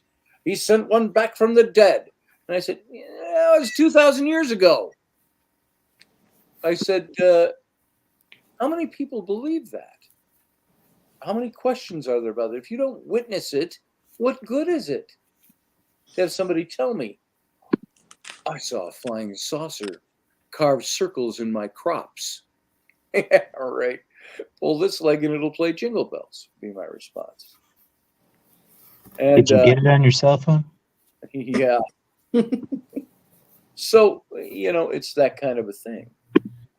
It's like, if I were God, I'd do God so much better than God. It almost sounded Trumpy in there. But no, and I don't mean that in a blasphemous. I am the chosen one. Yes. Somebody's got to do it. You were the chosen one. So I love you, Anakin. Go ahead. Yes, I was just gonna say that. No, but do you think that's sort of like a multiple pronged approach? I mean, it's not enough just to say, you know, give a slap on the wrist and say no, but you have to lead by example. So Well, what if I had my kids and I gave them rules to live by, but they never got to see me? As a matter of fact, they didn't even know if I existed. The only reason, the way they knew I existed was something I'd written down for them before they were even born. And they know my love for them by that old paperwork. I'm still out there. I'm watching. But you can't see me. You can't touch me. Only figuratively. You can write me a letter and leave it in this little box. I'll pick it up every day when you're not watching, so you don't see me. This is what I look at. And I make those comparisons and say, I know prayer and meditation. I know it's the spiritual realm is a very different thing than the physical realm. I get that, but I mean, both have a means of action and consequence. Whether you're a parent or whether you're God and His people, you do something a certain way, then there's going to be consequences. When we as human beings, with our limited scope of understanding, we can't understand every aspect of the consequences of our actions. Right. Yes. Exactly. So, well, there it is. And I've stated these things before. And I don't mean to beat the dead horse with it, but it's yeah, you do. To a certain extent. I want it to all be true. I want it to all be actual. And it's so hard to believe that it is sometimes. Well, but that's kind of where you get into the whole thing with faith, Right. And God says all the important things in the world you have to believe by faith. And it's not easy. It's not difficult. It's not something that is not without its difficulties. And I think that's kind of part of it. It's keeping the faith even in the face of questions and strife and hardship and all the other things that go along with it, because it's easy to do when the going is easy. When you don't have problems, it's easy to believe or have faith in something. Sure. It's when the metal meets the meat that it starts getting hard, and that's where faith is tested. And I have often, well, I don't know how often, but often enough, I have often had those instances where, how do I want to put this? Bluntly. No, now I'm trying to figure out. Now it's slipping out of my grasp. It's one of those evenings. I've often had the conversation and in the midst of the conversation, the question back, with people when it comes to faith and questioning faith and things like that, where people have a problem with questioning things and see it as not having faith, and it's or having these difficult discussions about things. Sure. And it's like, this is all part of it. This is all where you're learning and you're growing and you're developing and you're trying to figure out what it is. And if your faith is strong, if somebody presents an opposing or differing view or an interpretation of information that calls into question the accuracy or the validity of something, in where it happens on the timeline or the manner in which it happens, if your faith is strong, you should be able to have that conversation, take in new data and be like, interesting. You know what? Doesn't change the fact that I believe, though. Right. Mhm. And that's why I hate some of the evangelicals out there and the fire and brimstone preacher type people, and who, in the face of any sort of question, well, no, how can you? That's blasphemous. Like, no, dude, I'm just asking a question. I'm trying to figure it out. I'm trying to learn. And me asking that question or posing that information should not anger you or upset you or shake you to your core as much as you are demonstrating that it is, if your faith is as strong as it is. I was going to say the opposite, is that when I see somebody have a hyper reaction to that kind of questioning, I say, well, are you having problems believing yourself? Right. And you're seeing a little bit of you in me when I ask these questions. And people don't like that when they have the fundamentals or the core beliefs tested or questioned, because that makes them fear, well, what if? That they fear some sort of, paradigm shift in reality, Right. whether it's conscious or unconscious that they're having that. It's probably a little crass, but like, every time I hear somebody get really, really uppity about, like, in a negative way about homosexuals, right? It's like Homosexuals? them homosexuals. It's like, are you maybe having some questions of your own orientation? That's because if you're secure in your masculinity, if you're secure in your sexuality, you don't get upset about that stuff. That stuff doesn't bother you. I don't, by the way. And even if you do have questions about it, if you are secure just in your identity of yourself alone, you're still not bothered to the point of being upset by it. You just question it, and it's okay to question things. And that's how you figure things out. Man, I'm right there with you on that.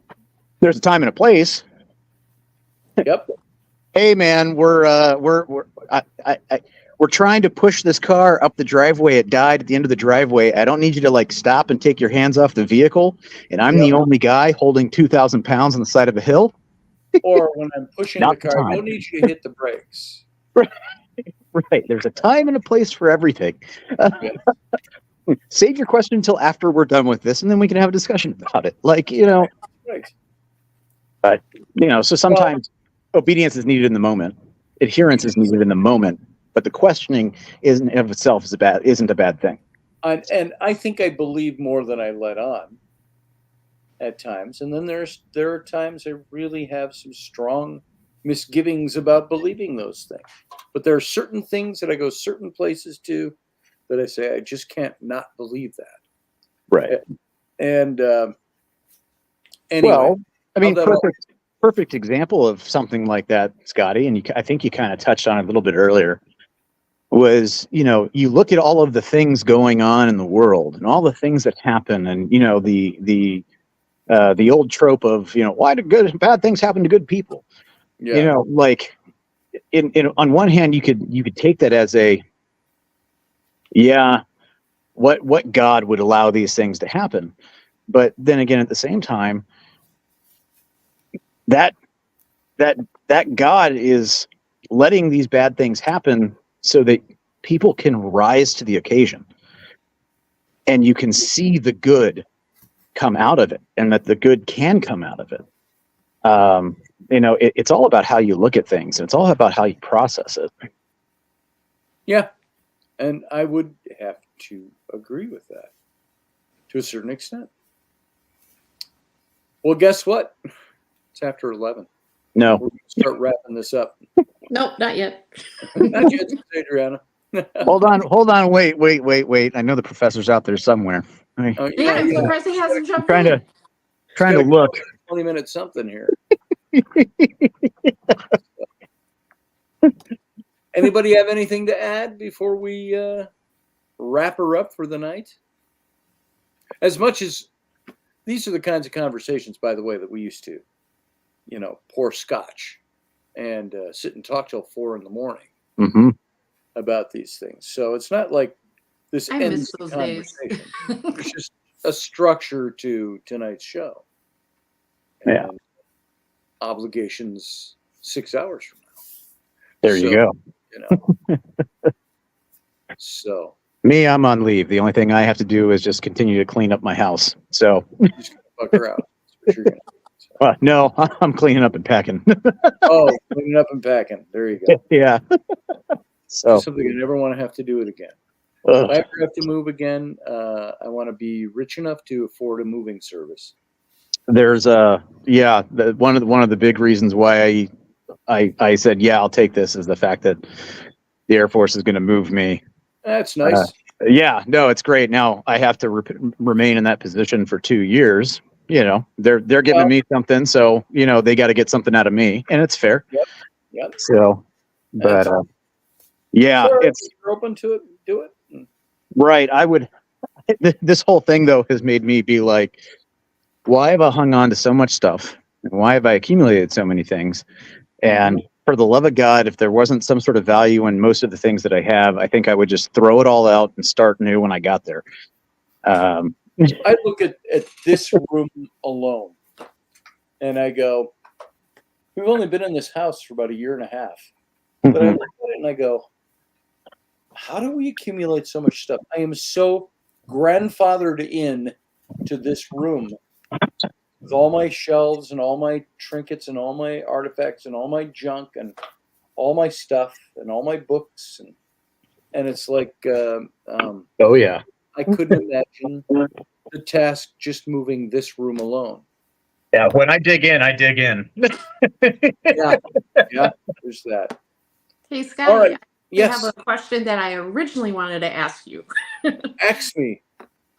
So how you were saying whether or not, biblical evidence versus historical evidence. Mhm. So we know that Moses, by what we were taught, got put in a basket, went down the river. Pharaoh's daughter found him and raised him as her own child. So he would have been considered or was being raised like a prince. Right.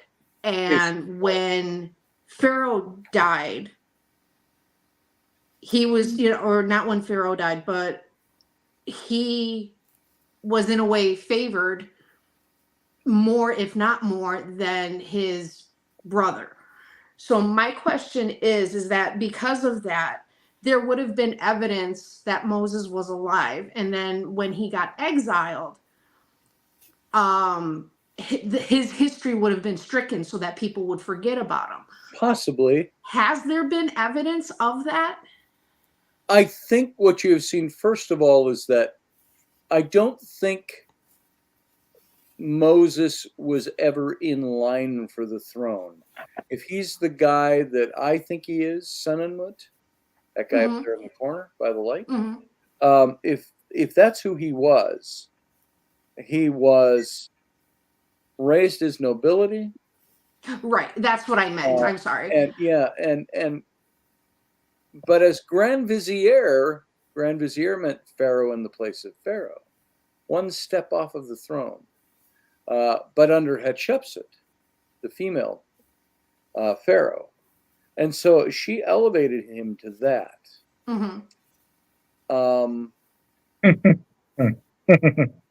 Gave him 92 royal titles. What's that? I chuckled because I thought of hop onto YouTube and look up puppet history. Puppet history. Puppet history. Okay. The channel is Watcher. It's a very humorous, tongue-in-cheek, sometimes just outright stupid humor, kind of game show, quote unquote, of sorts with history. And the professor, who's this little blue stuff puppet dude, teaches. He goes on about history, and they have an episode about Hatshepsut, and he sings a song with it, and you know, there's usually a musical interlude, if you will, Yes. and he sings a song about Snapchat. So yeah, Interesting. yeah. Now I'll have to look that up. So you said that, and it triggered in my brain, and I giggled. Sure. So And yeah. you went with it. So, Adriana, the crux of your question was then what? I'm refresh me here. As to biblical versus historical evidence. Okay. Well, there's historical evidence that these people existed.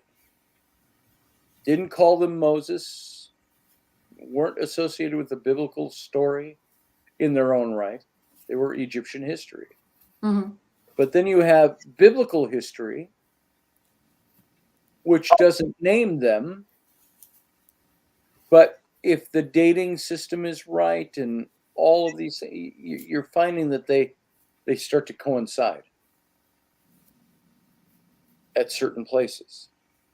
And you say, well, there is no direct history saying Senenmut was Moses. There's no biblical passage that says Moses was a guy named Senenmut. It talks about historical things, but doesn't define them for us. But you can, because of our curiosity. I used to say, maybe this is some of the stuff God left for us to discover. Now go have fun with that. It sounds like it's like more. the It platypus. looks like a duck and sounds like a duck, then Right. it's probably a duck. Right. Yes, it's more supposition. And you can go by things. You can go by historical record. You can go by the Northern Star, Sothsis. You could go by the dating system.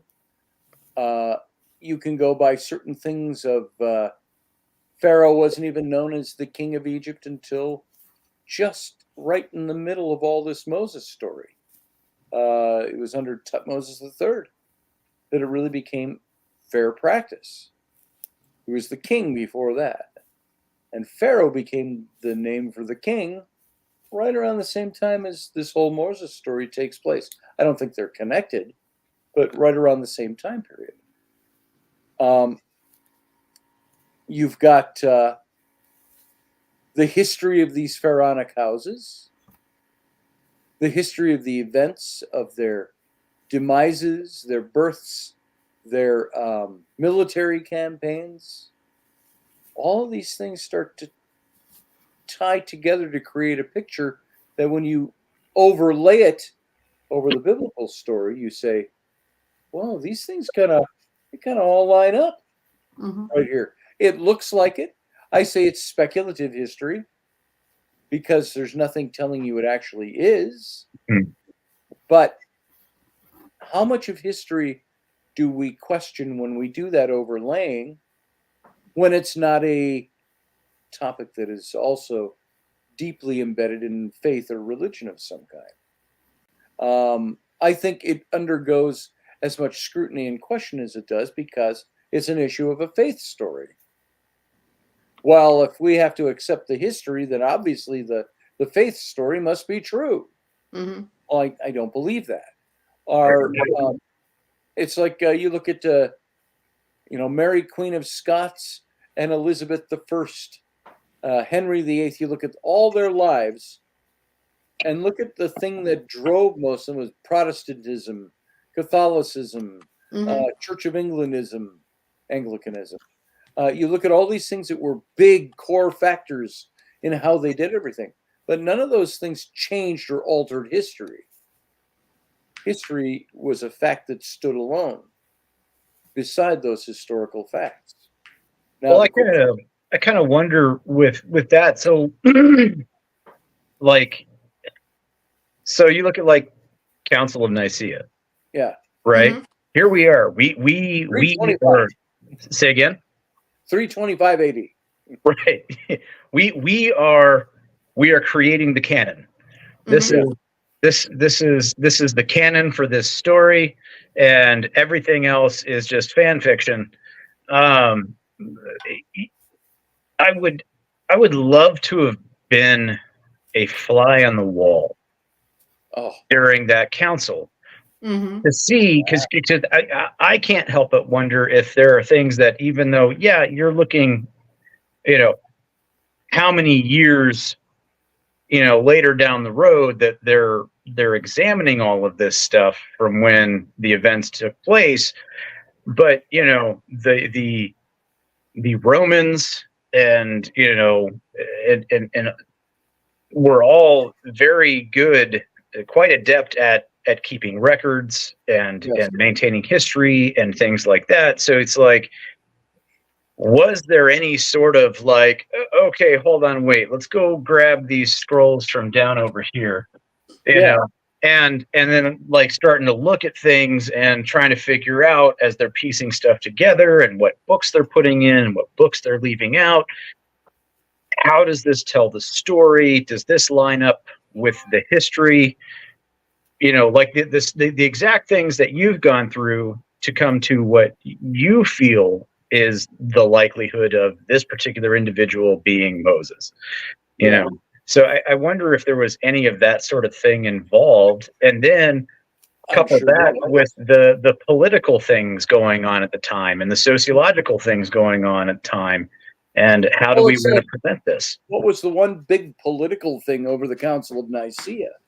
You had the Emperor Constantine, who Mhm. convoked the council, Right. and he set himself up as what would be the Pope and equivalency of the Pope.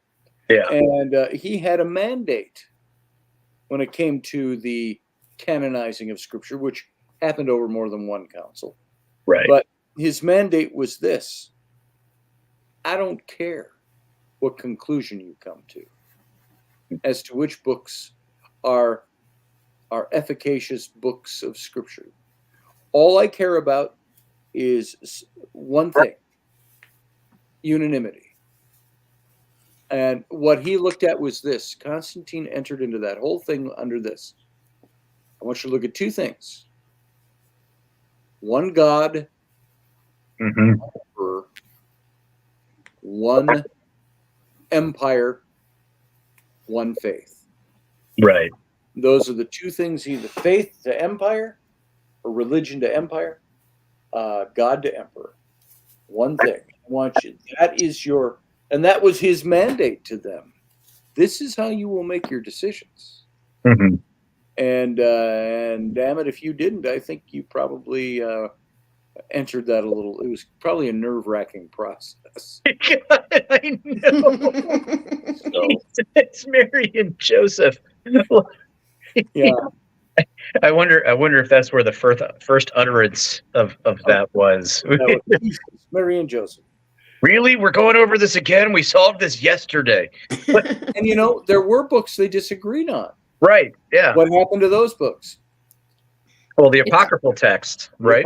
It sparks the imagination of what could possibly was left out.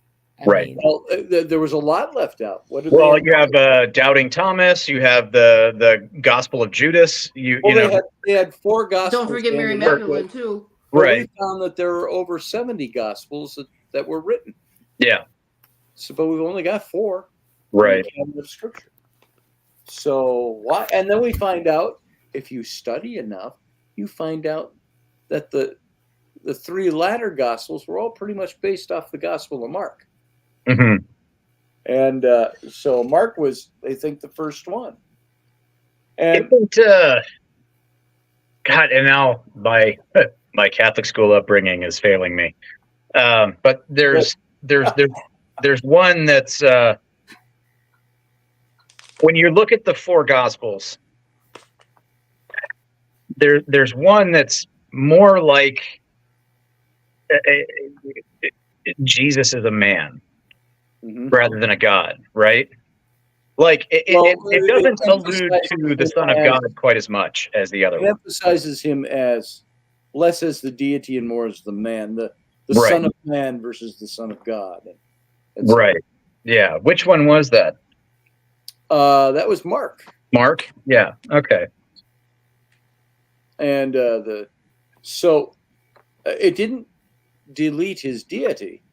It just more talked about the servant of man. And what's very interesting about that too is all the whole Gnostic God-man mystery religion, which was very big. It covered most of the known world at that time. Mystery religion stuff, and that Jesus was just one of these God men. Yeah. That came along. And so it's interesting. We did a study on that on this show once for quite a number of weeks, 3-4 years ago. Well, I think that's one of the things that I always liked, and here we are crossing genres big time. I always liked about Jesus Christ Superstar. And, Andrew Lloyd Webber, has this question of what about just the man? Like, we don't examine that very often because, faith reasons or, what have you. But I feel like that's very much part of the whole story. And it's probably a very critical part of the story, really, when you're looking at lessons, because you have someone who is human, going through very human things, which we all go through. And so that's incredibly relatable. But at the end of it all, he saddles up and goes and does it anyway, which is a lesson within of itself. It is. I think we should take this up as a topic because it's very good. I'm not copping out. I just got no brain left for the day. I know how that goes. And it's waning quickly.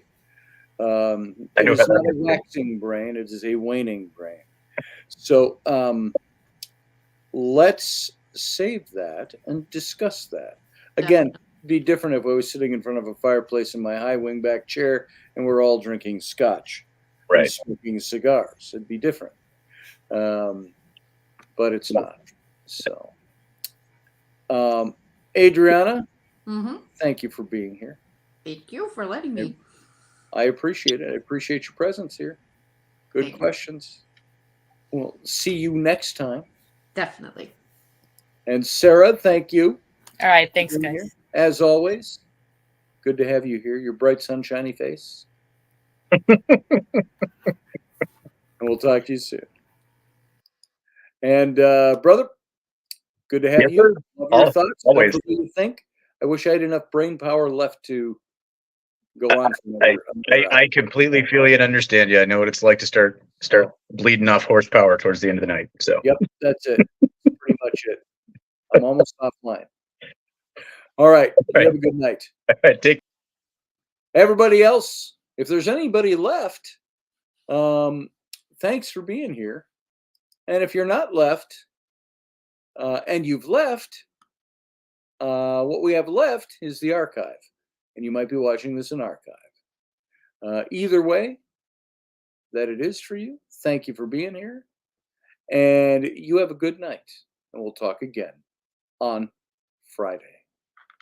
Live long and prosper.